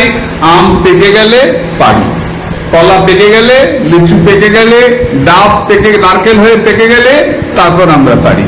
গাছ যে ফলটাকে ফেলে দেবে, যে ফলটা থাকবে না, সেই ফলটাকে পেড়ে এনে আমরা ভগবানের ভোগে লাগাই এবং গ্রহণ করি। আমরা কচি গাছকে কেটে ফেলি না, মুখে কেটে, যে কেটে ফেলে তার ব্যাপার, কিন্তু আমরা কাটি না। আমাদের পাতায় কোনো প্রাণীর কান্না থাকে না, কাজে আমাদের পাপ অনেক কম, পার্সেন্টেজ হিসাবে অনেক কম। তারপরে আবার বলেছেন যে চৈতন্যের ভিন্ন প্রকাশ হয়। কোন গাছ, পাথরের চৈতন্য আছে না? আছে, কিন্তু আচ্ছাদিত, গাছের সংকুচিত। হ্যাঁ, তোমার ইয়েদের মুকুলিত, এরকম সমস্ত চৈতন্যের ভাগ আছে। সময় লেগে যাবে মা বলতে গেলে। এক একটা পাথরে লাথি মারলে পাথরের লাগে না? লাগে, লাগলো এই বোধটা পাথরের নাই, ঢাকা চৈতন্যটা, চেতনাটা ঢাকা। চৈতন্য আছে না? এর মধ্যে আছে, সমস্ত বিশ্ব চৈতন্যময় ঈশ্বর তোর মধ্যে আছে, কিন্তু ঢাকা। যত উপরের দিকে যায় সব থেকে বেশি চেতনা কার? মায়েদের। এই জন্য হাসপাতালে নার্স মায়েদেরকে রাখা হয়। কেন? মায়েরা দেখে বুঝতে পারে ছেলের মুখের অবস্থা, মনের অবস্থা, মুখ দেখলেই মা বলতে পারে। মায়েদের প্রকাশ সব থেকে বেশি চেতনার প্রকাশ। অনেক সুন্দর সুন্দর কথা আছে, জয়গুরু ভবিষ্যতে বলবো। তো কি হলো, এই 99টা অশ্বকে তিনি মারছেন, তো তখন বলছেন যে এই 99টা ঘোড়া তো তোমাকে মারবে, 99টা ঘোড়া তোমাকে মারবে। তোমাকে একটা গল্প বলি, শোনো। একটা রাজা ছিলেন, একজন, তার নাম পুরঞ্জন রাজা। তিনি একটা বাড়িতে প্রবেশ করলেন। বাড়িটার 9টা দরজা, 11 জন সেনাপতি। বাড়িটার মধ্যে সুন্দর একজন রমণী বসে আছে, পুরঞ্জন রাজা। সেই রমণীকে দেখে বিয়ে করে ফেললেন। তার ঘরে সন্তান সন্ততি হলো। পুরঞ্জন রাজা মৃগয়া করেন আর দিব্যি সংসার করছেন। এমন সময় চন্ডবেগ বলে একজন রাজা 360 জন গন্ধর্বকে নিয়ে পুরঞ্জন রাজাকে আক্রমণ করলেন, রাজপুরী বিধ্বস্ত করলেন। তার সঙ্গে একটা মেয়ে ছিল, বিধ্বস্ত করে চলে গেলেন। এরপরে একজন জবন রাজা এসে পুরঞ্জন রাজাকে ধরে নিয়ে চলে গেলেন। পুরঞ্জন রাজা মারা গেলেন। তিনি তার বউকে এত ভালোবাসতেন, বউ করতে করতে মরে গেলেন। আমার বউ করতে করতে মরে গেলেন। পরবর্তী জন্মে তিনি বউ হয়ে জন্মালেন। তার স্বামীর নাম হলো মলয়ধ্বজ রাজা। এবার মলয়ধ্বজ রাজার সঙ্গে আগে ছিলেন রাজা, পরের জন্মে রানী হয়ে মারা গেলেন, জন্মগ্রহণ করেছেন। এবার রান্না বান্না ঠুং ঠাং ঠং ঠুং সবই করতেন। করে টোরে মলয়ধ্বজ রাজা মরে গেলেন। মলয়ধ্বজ রাজা মরে যাওয়াতে এবার রানী পাশে বসে কাঁদছেন, তুমি চইলা গেলা গো, তুমি ছাড়া আমি কেমনে থাকুবো, আছে না কান্না, দেখেছি আমি কান্না। লাইন দিয়ে কাঁদতে যায়, বলবো না, বললে অশান্তি হবে। লাইন দিয়ে কাঁদতে যায়, তো তুমি আমাকে ওরকম বলেছিলে, তুই আমাকে কত কথা বলেছিলে, তুমি কেন চলে গেলে, কাঁদে না সব। সবাই মিলে কাঁদতে যায়। দেখবা আছে নবদিল্লি আছে, বলবো না। কাঁদতে চললো, লাইন দিয়ে চললো। পুরো পাড়ার লোক, হয়তো একবার দুবার দেখা হয়েছে, সেও যা সুর করে বলবে এবং মনে হয় ও কত পরিচিত, এদের কত পরিচিত মানুষ হয়েছে। ও তুমি আমাকে চলে গেলে কেন গো, তুমি আমাকে ফেলে গেলে কেন, বাচ্চা সামলায় জানেন, ও তুমি বাচ্চা ধরুন আমার কাঁদতে হবে ঘটনা। একটু মনে করো বুড়ো মারা গেছে আর চারদিকে বসে সবাই কাঁদছে, তুমি চলে কারো দাদু, কারো বাবা, অনেক বড় বংশ তো, বিরাটের ফ্যামিলি প্রচুর। তা কারো 5টা বাচ্চা, তার ঘরে 10টা বাচ্চা, 15 বাচ্চা, লামাজ দিয়ে বসে সবাই মিলে খুব করে কাঁদছে, তুমি চলে গেলে গো, ও দাদু তুমি চলে গেলে। সন্ধ্যা হয়ে গেছে, তো চলে গেলে গো বলতে বলতে এবার দাদু উঠে বসছে আস্তে আস্তে। কে দাদু আমার সামনে, যদি দাদু উঠে বসে তখন কি অবস্থা হবে বল দেখি একবার। যারা বসেছিল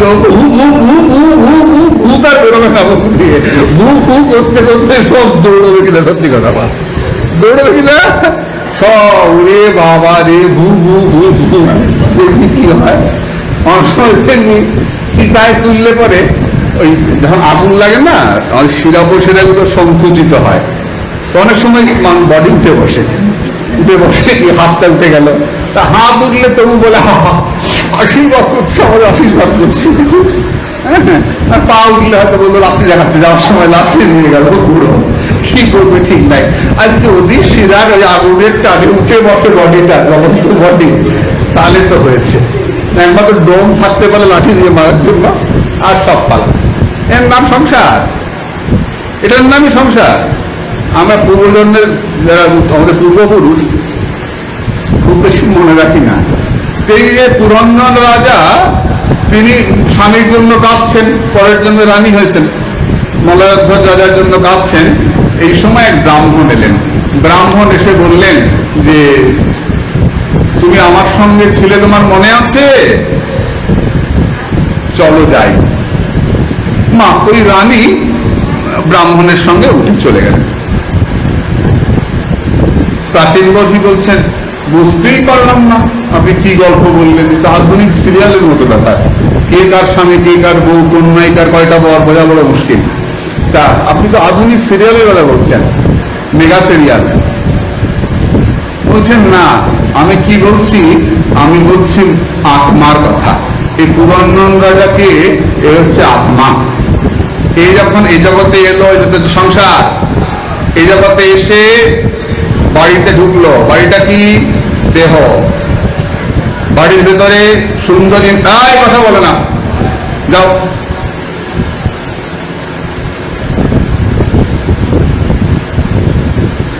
এই দেহের ভেতরে সুন্দরী মেয়েটা বসে আছে, কে, বুদ্ধি বসে আছে। আত্মার সঙ্গে বুদ্ধির দেখা হলো। সংসার আরম্ভ হলো। মৃগয়া, মৃগ তৃষ্ণা, ভোগ করার ইচ্ছা কোনদিন কমে না। আমাদের কামনা কয়টা? বল, একটু আগে বললাম কামনা কয়টা? তুই না, মায়েরা বলো কয়টা কামনা আমাদের?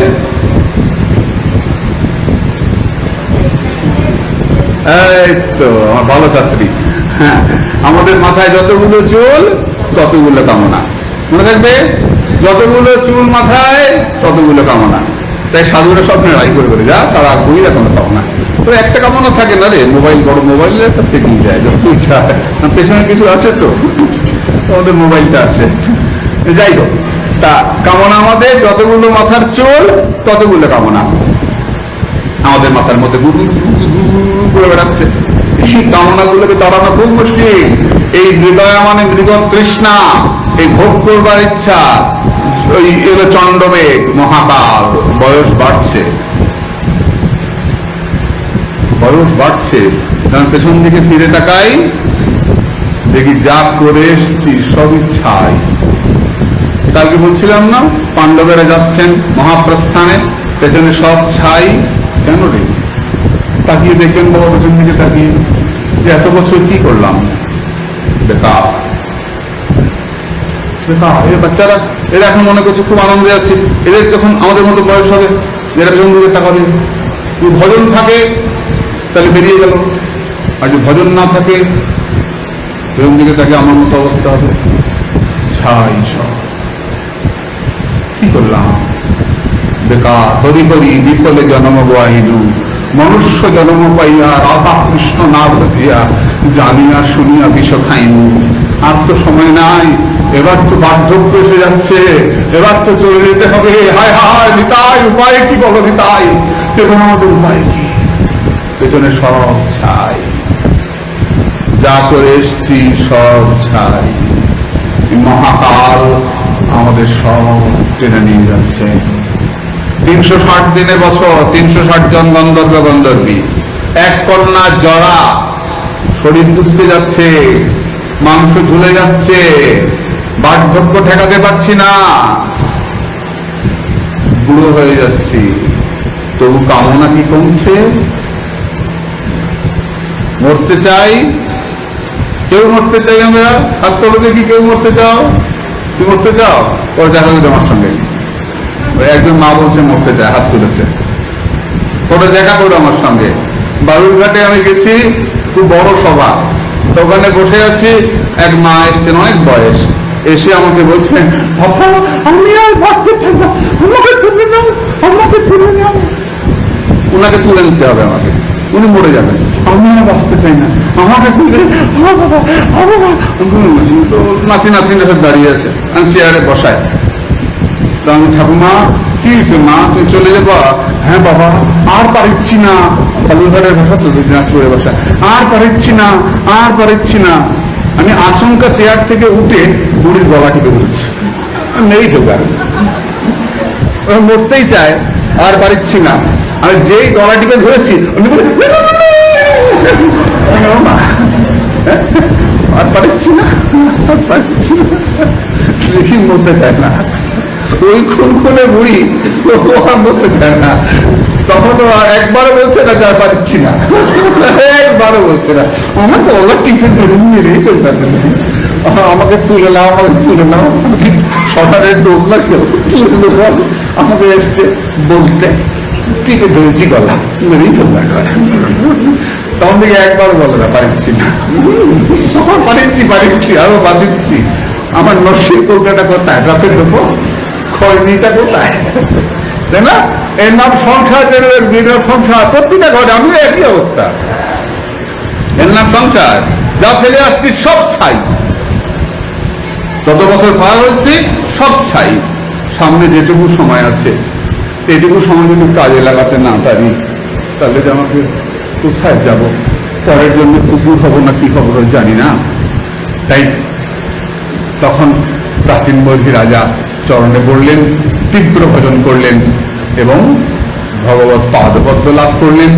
এই প্রাচীন বৈরী গর্ভে তার স্ত্রীর নাম শতশ্রুতি, শতশ্রুতির গর্ভে 10 পুত্র, তাদের নাম প্রচেতা। এই প্রচেতাগণ শিবের কাছ থেকে রুদ্রগীত লাভ করে, সেই রুদ্রগীত জপ করে স্তব করে গোবিন্দকে লাভ করেছিলেন। গোবিন্দকে লাভ করে তারা সংসার করেছিলেন মারিষা নামে এক কন্যা। এই মারিষার গর্ভে দক্ষের জন্ম হয়।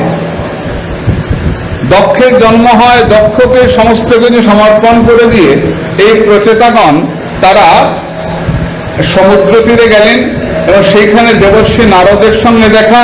প্রচেতাগণ নারদকে প্রণাম করে বললেন যে আমরা এতদিন সংসার করেছি, আমরা ভজন করি নাই, এখন জীবনের শেষ প্রান্তে এসে গেছি, এখন কি করব?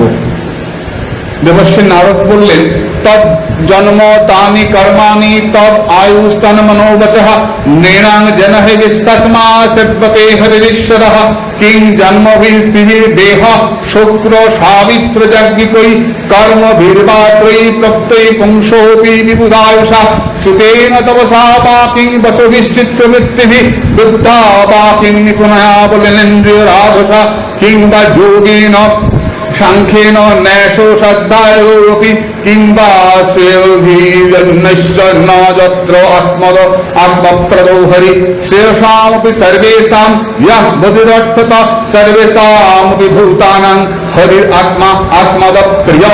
মানুষের সে জন্মই জন্ম, সে কর্মই কর্ম, সে আয়ুই আয়ু, সেই বাক্যই বাক্য, সেই মনই মন, সেই কর্মই কর্ম, যার দ্বারা শ্রী ভগবান গোবিন্দের সেবা করা হয়।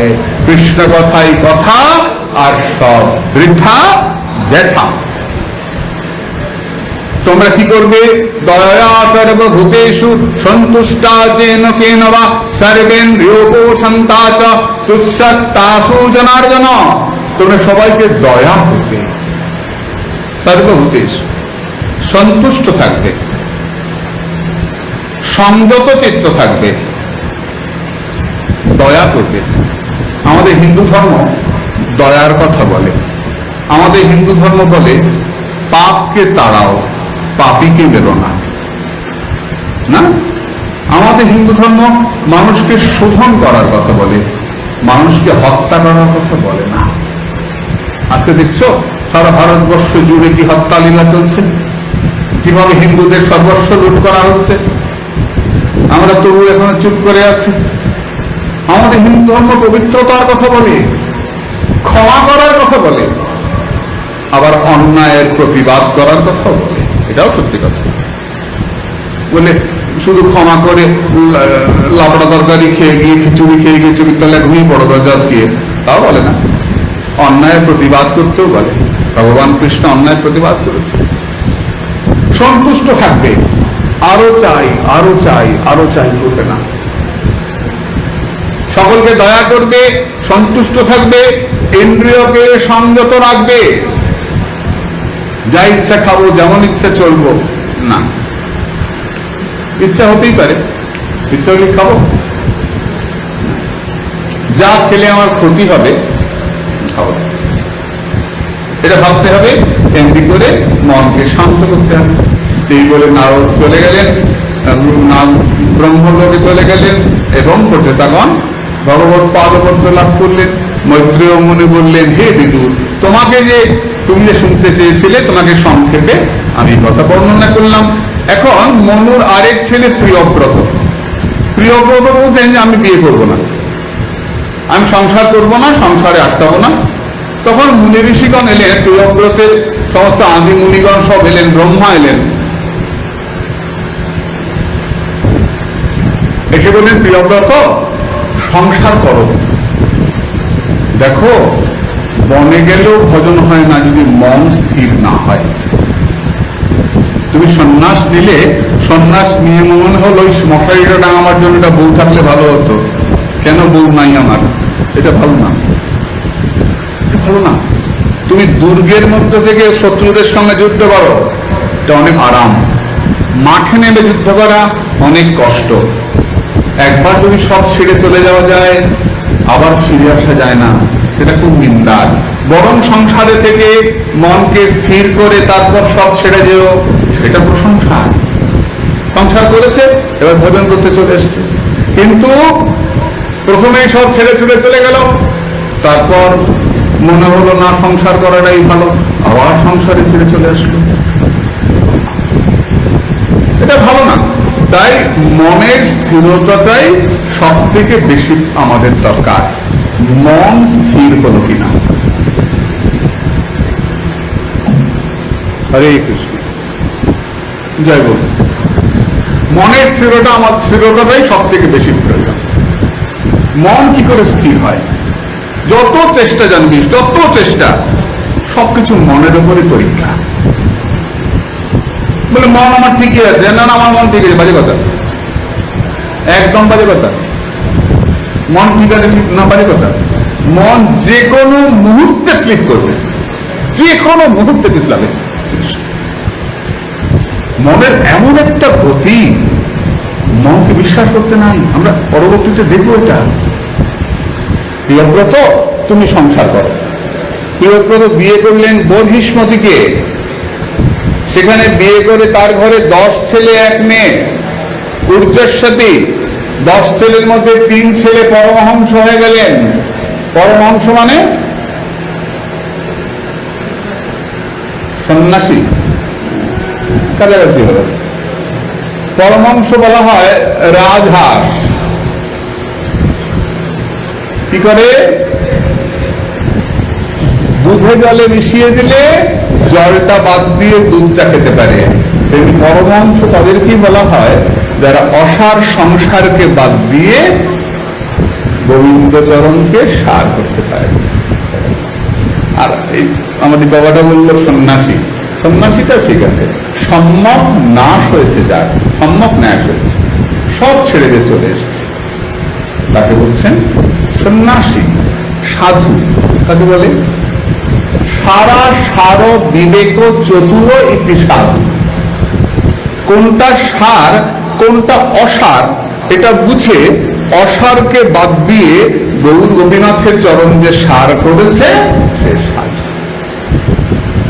এবং সার করেছে মানে সার করেছে, সার করে কদিন পর জমিতে ছড়িয়ে দিয়ে আবার ঘরে ফিরে চলে আসলো, জমিতে সার দিয়ে এলাম, ওই সার করিস না যেন কখন। সার মানে সারই গোবিন্দচরণকে আশ্রয় করা। নিত্যানিত্য বিবেক চতুরৈতি সাধু।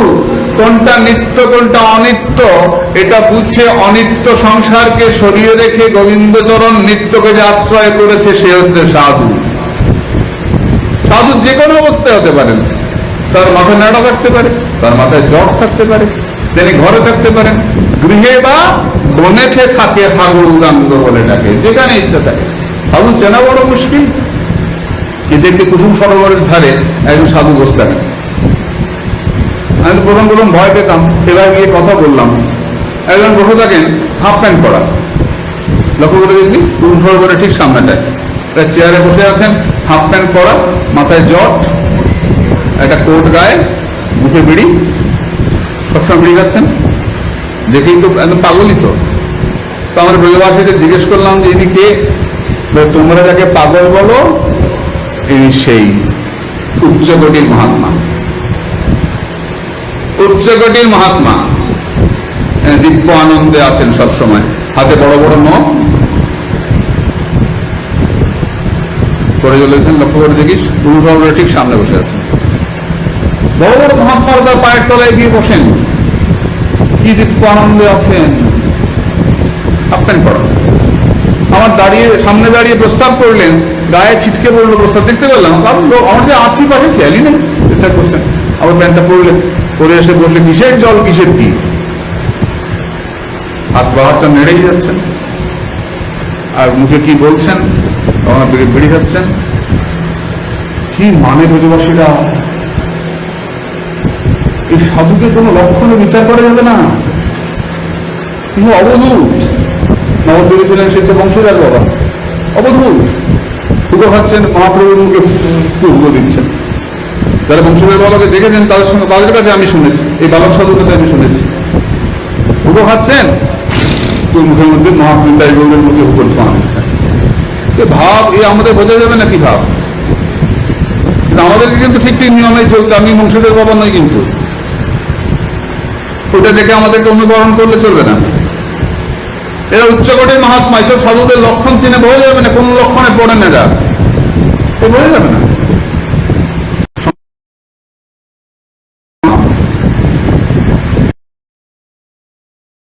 অন্তটা অন্তর পরিপূর্ণ।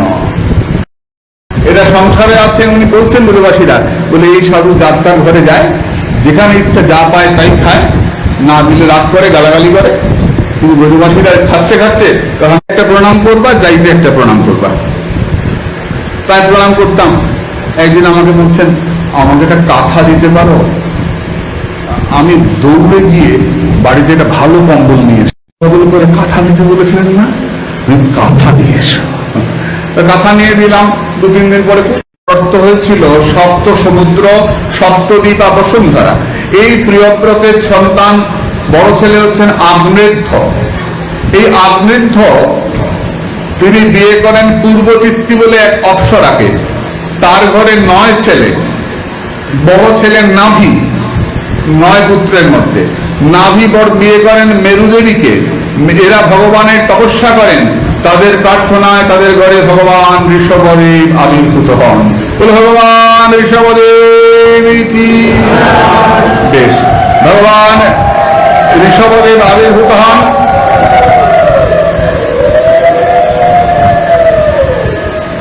হরে কৃষ্ণ।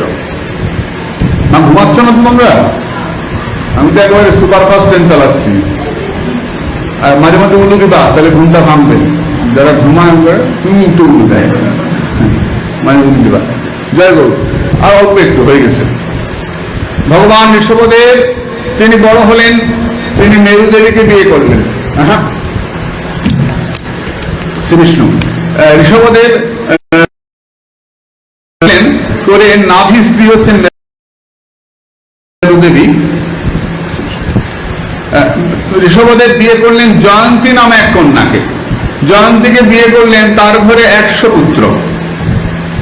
100 পুত্র। বড় ছেলের নাম ভরত, তার নামে ভাষা করানো। এটা আমাদের অবশ্য প্রয়োজন, যদি ভারত মাকে রক্ষা করতে হয়। রক্ষা করতে হয়। আমাকে পরশুদিন এক বড় ব্যবসায়ী আমার কাছে এসেছিলেন আমাদের বাড়িতে, খুব মস্ত বড় সোনার ব্যবসায়ী। এসে আমাকে বলছেন, এত বড় সোনার দোকান করেছি, বাংলাদেশ থেকে এসে কত কষ্ট করেছি, এখানে বড় সোনার দোকান করেছি, এখন যেরকম অবস্থা দেশের, কোন দিন সোনার দোকান লুট হয়ে যায়। আপনার একটা ছেলে একটা মেয়ে, হ্যাঁ, এদেরকে লাঠি খেলা শেখান, লাঠি খেলা শেখান, শরীর চর্চা শেখান। শুধু মোবাইল দিয়ে ঘরে বসিয়ে রাখবেন না এসি রুমে। যখন ওই শত্রুগুলো, ওই দস্যুগুলো আক্রমণ করবে, মারমার করে দুটোর মাথা ফাটাতে পারে, এই ব্যবস্থা করুন। দুটোকে ফেলতে পারে, তারপর দোকান তো লুট হবে জানা কথাই। ওগুলো তো আসবে পঙ্গপালের দল, তো ছারপোকার বংশ, ওই একসঙ্গে 2000-5000 আসবে।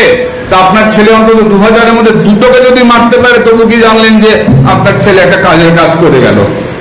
আর যদি মোবাইল নিয়ে পুলিশ পুলিশ করে, তাহলে আর পুলিশ আস্তে আস্তে আপনার ছেলে শেষ হয়ে যাবে। বাচ্চাদের ঘরে ঘরে বাচ্চাদের শরীর চর্চা করান, বাচ্চাদের ব্যায়াম শেখান, বাচ্চাদেরকে সাধন শেখান, বাচ্চাদেরকে ভারত মাতার সন্তান তৈরি করুন, যাতে যারা ভারতের মাতার শত্রুতা করছে তাদেরকে আমরা আটকাতে পারি। অবশ্যই ভাববেন না শুধু পাঠ করলেন আর প্রসাদ নিয়ে, খুব ভালো প্রসাদ দেশে গোপীনাথে খুব ভালো খাওয়ায়, তারপর কি দেশ শেষ হয়ে যায়, তাহলে মন্দির থাকবে না। দেখেছেন বাংলাদেশের অবস্থা আজকে, দেখেছেন সারা বিশ্বের অবস্থা আজকে। সেখানে আমরা ঠিক করবো না এই রবীন্দ্রনাথ মন্দির কি করে আমরা রক্ষা করতে পারি। সেখানে আমরা হিন্দুরা জাগবো না, হিন্দুরা আমাদের বাচ্চাদেরকে হিন্দু তৈরি করবো না, নিশ্চয়ই 100 বার হিন্দু তৈরি করবো। তবে আমাদের দেশ রক্ষা হবে, ভারত না রক্ষা। মানুষের বাড়িতে নোংরা ফেলে না। তুমিও ভালো থাকো, আমিও ভালো থাকো। তোমাকে বিরক্ত হিন্দু করবে না। হিন্দু প্রথমে আক্রমণ করে না। ভদ্রলোকের ধর্ম হচ্ছে হিন্দুর ধর্ম। ভদ্রলোক নিজেও ভালো থাকে, পাশের বাড়িটাকেও ভালো রাখতে সাহায্য করে। অসভ্য লোক নিজের বাড়ির নোংরাটা নিয়ে পাশের বাড়িতে ফেলে দেয়, অসভ্যতা করে। ভদ্রলোক নিজেও ভালো থাকে, পাশের বাড়িকেও ভালো রাখে। হিন্দু ধর্ম সভ্য লোকের ধর্ম, ভক্ত লোকের ধর্ম, হিন্দু ধর্ম জগতের পবিত্রতম ধর্ম। তাই এই ঋষভদেব, তার বড় ছেলের নাম ভরত, যার থেকে ভারতবর্ষ। এই 100 ছেলের মধ্যে 9 জন সাধু হয়ে গেলেন নবযোগীন্দ্র, আমরা শেষের দিন পাবো। এই নবযোগীন্দ্র সাধু হয়ে গেলেন। ঋষভদেব তার ছেলেদেরকে ডেকে কি বললেন? বাকি 81 জনকে ডাকলেন, ডেকে কি বললেন? বড় হও, চাকরি করো, মোবাইল কেনো, গাড়ি করো, বাড়ি করো, উদ্যাবান পোষো। ঋষভদেব তার ছেলেদেরকে ডেকে বললেন, মত কর্মভীর মত কথায়াচ নিত্যম মদ্দেব সংবাদ গুণকীর্তনাম্নে নিরুপৈর সম্মুপশমেন পত্রা জিহাসহ দেহ দেহাত্মবুদ্ধে। হে পুত্রগণ, ভগবানের প্রীতির জন্য কর্ম করবে, ভক্তের সঙ্গ করবে,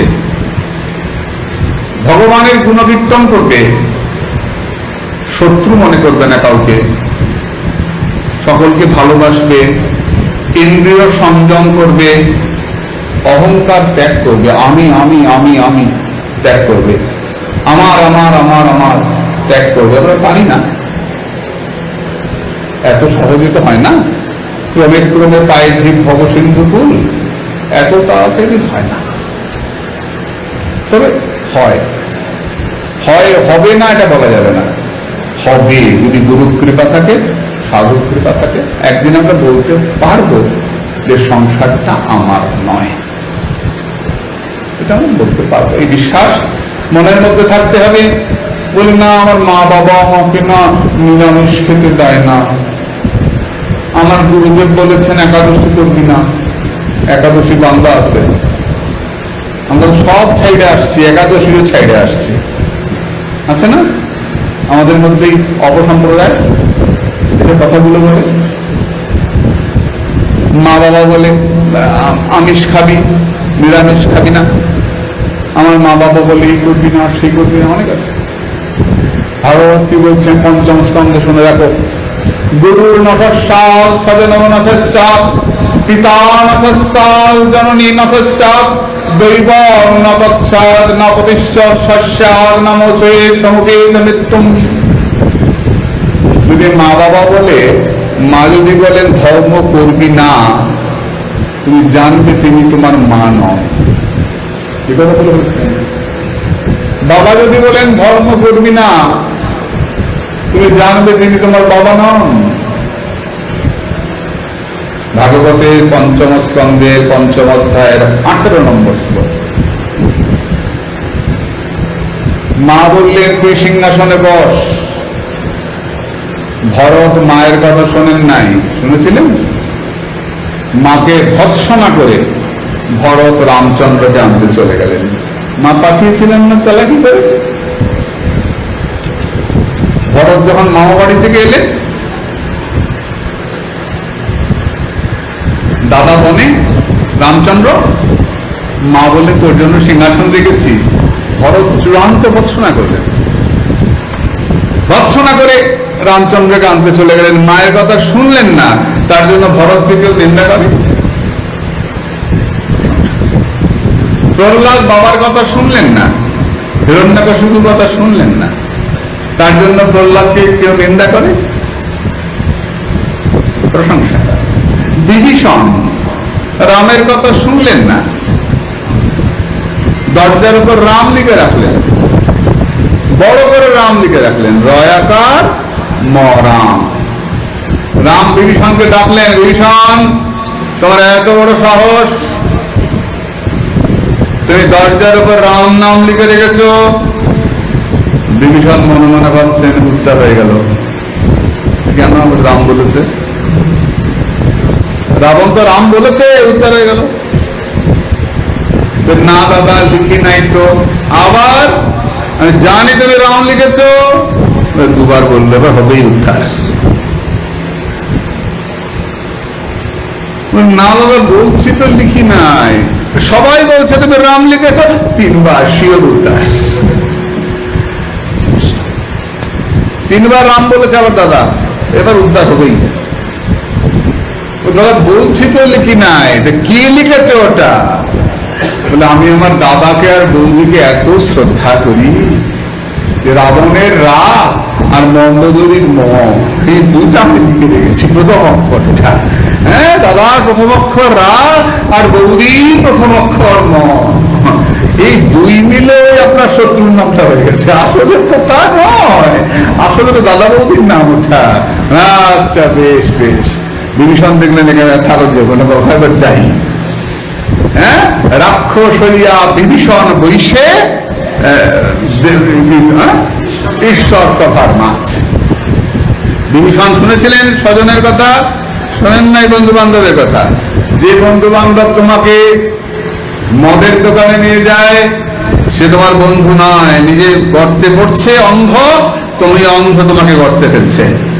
যে বন্ধু তোমাকে মন্দিরে নিয়ে যায় সে তোমার সত্যিকারের বন্ধু। চল ভগবানের কথা শুনে আসি। যে গুরুদেব তোমাকে অসৎ পথে নিয়ে যান, বললেন একাদশী করতে হবে না, বান্দা আছে, জানবে সেই গুরুদেব নরকে যাবেন, তোমাকে নরকে নিয়ে যাচ্ছেন। গুরুর নকশাত, তাকে গুরু বলাই যাবে না। যেমন শুক্রাচার্য এসে বলি মহারাজকে বললেন তুমি ভিক্ষা দিও না, বামন দে, সব নিয়ে নেবে তোমার। বলি মহারাজ শুক্রাচার্যের কথা শুনেছিলেন? শোনেন নাই। তার ফলে কি হলো? ভগবানকে দারোয়ান করে দরজায় পেলেন না।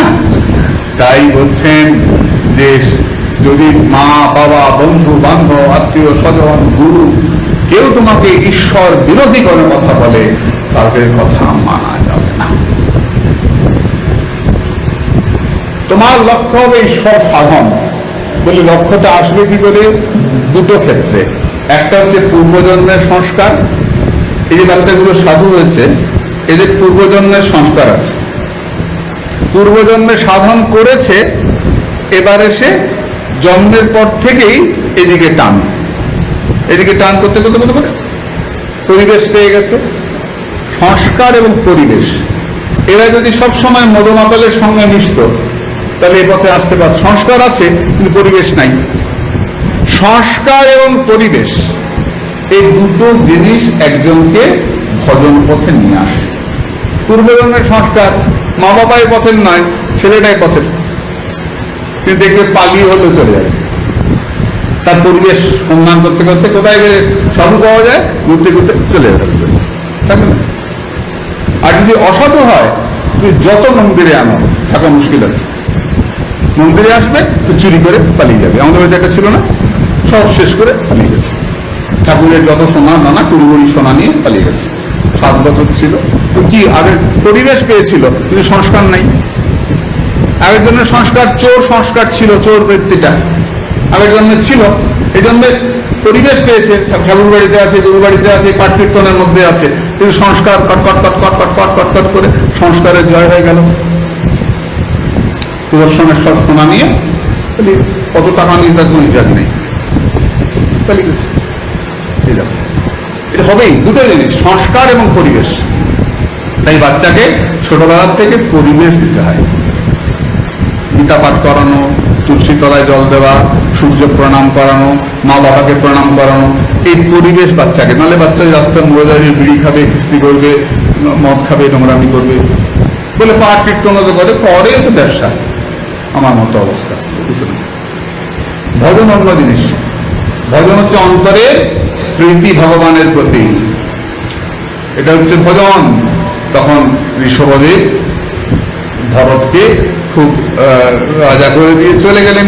এই ভরত বহু বড় যজ্ঞের অনুষ্ঠান করলেন, মস্ত বড় যজ্ঞ। ও দ্বারা একটু বাদ রয়ে গেছে, 1 মিনিট বলিনি, কোনটা বলছি মনেও থাকে না এত। হ্যাঁ ঠিক আছে। ভরত মস্ত বড় যজ্ঞ করলেন, তার মন শুদ্ধ হলো। তিনি গেলেন গণ্ডকী নদীর তীরে তপস্যা করছেন। দেখ, ভগবানের ছেলে, ঋষভদেবের পুত্র, ভগবানের ছেলে, সুন্দর পরিবেশ, সবকিছু আছে, একটু বিঘ্ন হয়ে গেল। বলছি যে ভজনটা খুব দুর্লভ বস্তু। একটা সুন্দর ছবি আঁকছিস, ছবিটা প্রায় শেষ, এমন সময় একটা বাচ্চা এসে কালি ছিটিয়ে দিল,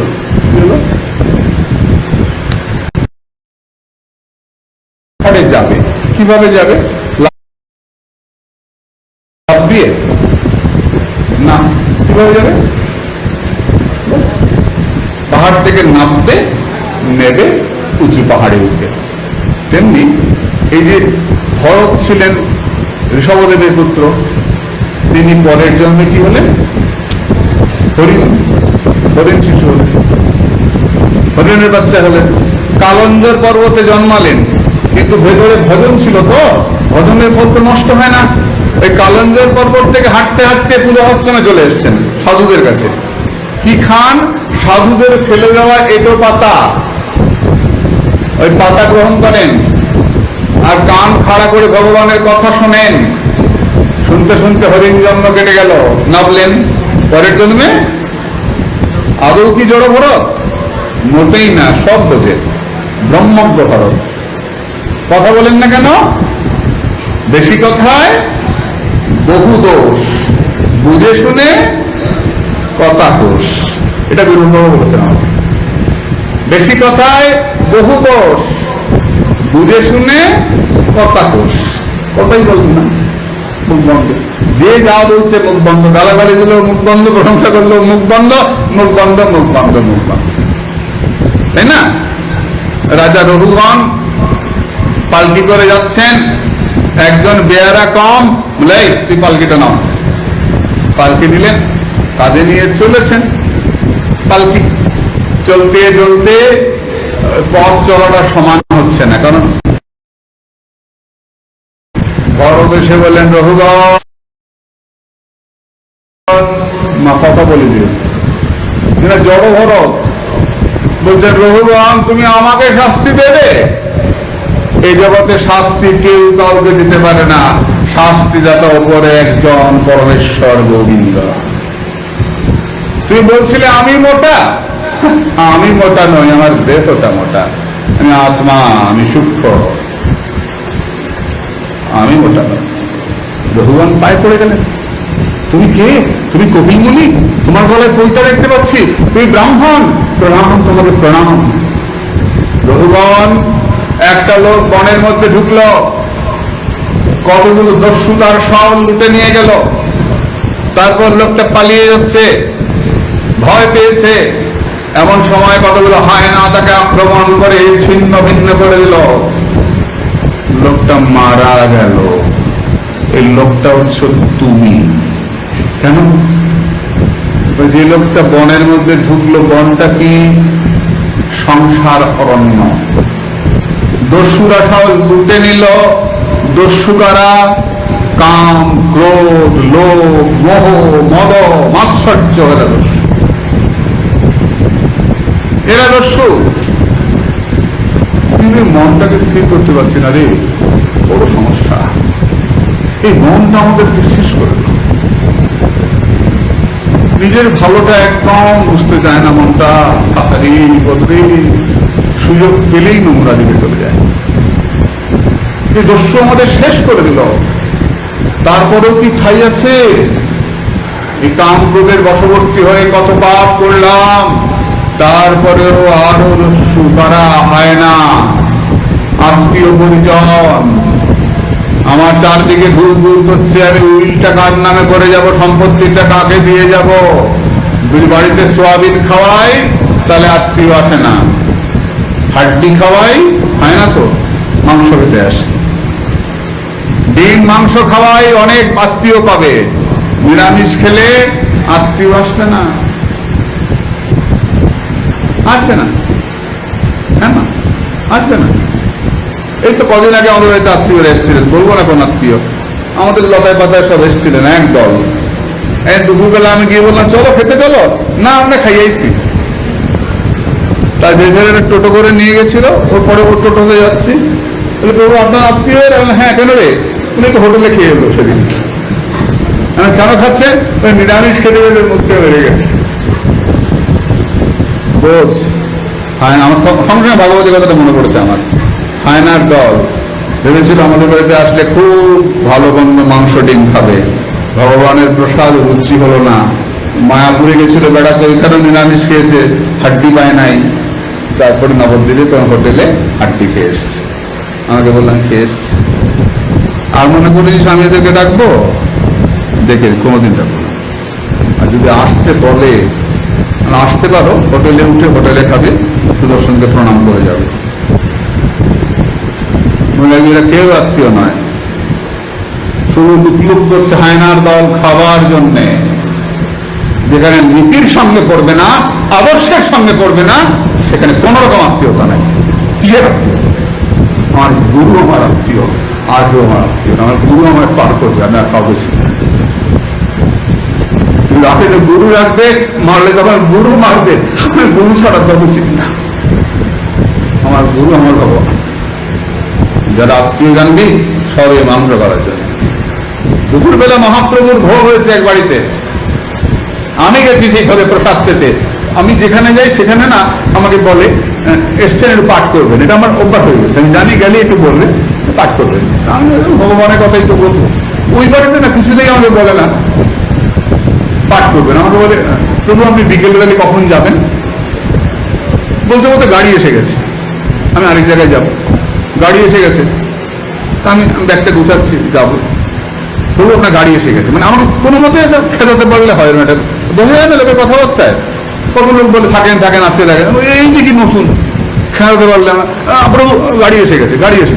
বিশ্বাস কর মা, সূত্রের গুছাতে গুছাতে দেখি 5-6টা ছাগলকে টেনে একটা লোক ঘরে ঢোকাচ্ছে, উঠানে ঢোকাচ্ছে। এই শোন, ছাগলগুলো কেন ঢুকছে না?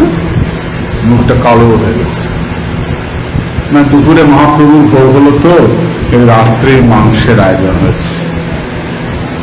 ভাবতে পারিস মা, আমার মনে হচ্ছিল না তখন যে গলায় আঙ্গুল দিয়ে বমি করে ফেলি। তুমি তো আগে বললি না, বলে এই জন্যই তো আপনাকে পাঠের ব্যবস্থা রাখি নাই। আমি ভাবছি যে প্রসাদ পেয়ে কোনো মতন যেতে পারলে হয়, নাহলে তো আত্মীয়দের রাখতে হবে, মন রাখতে হবে। আমার ঘেন্নায় মনটা পড়ে গেল। এইখানে সাধু ভান্ডারা হলো, এইখানটায় মহাপ্রভুর ভোগ হলো, এত ভক্তরা প্রসাদ পেলেন। আর ওরও কপাল আমারও কপাল, আমি 8 ঘন্টা আগে বেরিয়ে যাই, তাহলে তো আর দেখি না। এটা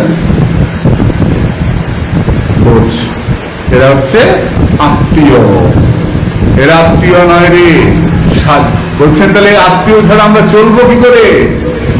আত্মীয় কুটুম্ব না আসলে হবে? হবে। অনেক কুটুম্ব মিলিবে তোরে, সাধুগুরু বৈষ্ণব পাইবি করে। তোর ঘরে মহাপ্রভুর ভোগ দে, সাধুগুরু বৈষ্ণবের চরণধুলি পড়বে, আর তাদের চরণধুলিতে তোর বাড়ি ধন্য হয়ে যাবে, তোর জীবন ধন্য হয়ে যাবে। হায়নার দলকে আনার দরকার নাই, হায়নার দলকে খুশি করার দরকার নাই। বলে ওরা না থাকলে আমাকে হাসপাতালে নেবে কে? অসুস্থ হলে দেখবে কে? বলতে হাসপাতাল যাবি না, তুই নিতাই বলতে বলতে চলে যাবি, হাসপাতালে গিয়ে পৌঁছতে হবে না, ওই আত্মীয়ের দরকার হবে না, জয় নিতাই বলতে বলতে চলে যাবি। হ্যাঁ মা, গোপীনাথ সাহা আমার জীবনে বাবা জানো, একটু সময় নষ্ট করছি আমি। গোপীনাথ সাহা বলে এক ভদ্রলোক, 84 বছর বয়স, বালুরঘাটে উনি খোল বাজাতেন, দাঁড়িয়ে দাঁড়িয়ে খোল বাজাতেন, পাতলা লম্বা ফর্সা, পরম বৈষ্ণব ছিলেন, পরম বৈষ্ণব গোপীনাথ সাহা। উনি চন্দন দিতেন সবাইকে, করতেন বালটা ভাঙা, সবাইকে চন্দন দিতেন। তা আমি ওনাকে খুব শ্রদ্ধা করতাম, জ্যাঠামশাই বলে ডাকতাম, জানিস না। তো আমি পাঠ থেকে নেমেছি, উনি আমাকে চট করে প্রণাম করেছেন। যেই প্রণাম করেছে আমি খুব দুঃখ পেয়েছি। জ্যাঠামশাই আপনি এটা কি করলেন? আপনি পায়ে মাথা দিয়ে প্রণাম করলেন। চাইলে তো দিবা না, এলে জোর করে দিলাম। আমি এরকম করবেন না কিন্তু, তাহলে কিন্তু খুব খারাপ, আপনি করবেন না জ্যাঠামশাই। হাসতে হাসতে চলে গেলেন। পরের দিন আমি আবার পাঠে গেছি, দেখছি উনি ওখানে বলবো দেখেন নাই।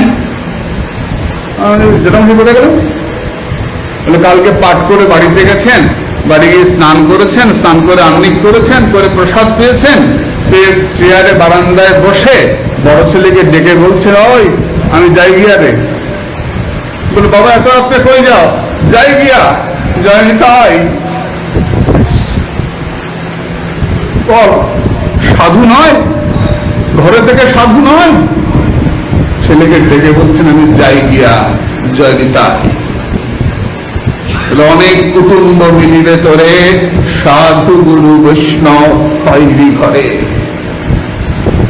তুই গুরু গৌরাঙ্গকে ধরে রাখো, তোমাকে হাসপাতাল যেতে হবে না। কে তোমাকে দেখবে? ওই যে অগ্রদীপে পিণ্ডদান করে গিয়ে দেখো, সেই তোমার পিণ্ড দেবে। তোমাকে ভাবতে হবে না এত সাধু মহাত্মা ভারতবর্ষে এরা কেউ ভাবেন নাই, তোমাকেও ভাবতে হবে না। এই রঘুগণ, এই হায়নাদের ছাড়ো, কাম ক্রোধকে ছাড়ো, তোমার মঙ্গল হবে। এই বলে রঘুগণ ভজন করতে চলে গেলেন। সকলকে প্রণাম করলেন। নমো মহদ্ভস্তু, নমো শিশুভ্য, নমো যুবভ্য, নমো আবডুভ্য। যে ব্রাহ্মণা গাববধূত লিঙ্গাশ্চরন্তি তেভ্যো শুভমস্তুরাজ্ঞাম। মহৎ ব্যক্তিদের নমস্কার, শিশুদের নমস্কার, বালক যুবকদের নমস্কার, ব্রাহ্মণদের নমস্কার, অবধূত সন্ন্যাসীদের নমস্কার, সমস্ত জগৎবাসীকে নমস্কার। সকলে আমার প্রণাম গ্রহণ করুন, আপনাদের আশীর্বাদে আমার মঙ্গল হোক। রঘুগণ সকলকে প্রণাম করলেন এবং এখানে আজকের মতো আমাদের গ্রন্থে বিশ্রাম হল। এখন আরতি হবেন। নিতাই গৌর সীতানাথ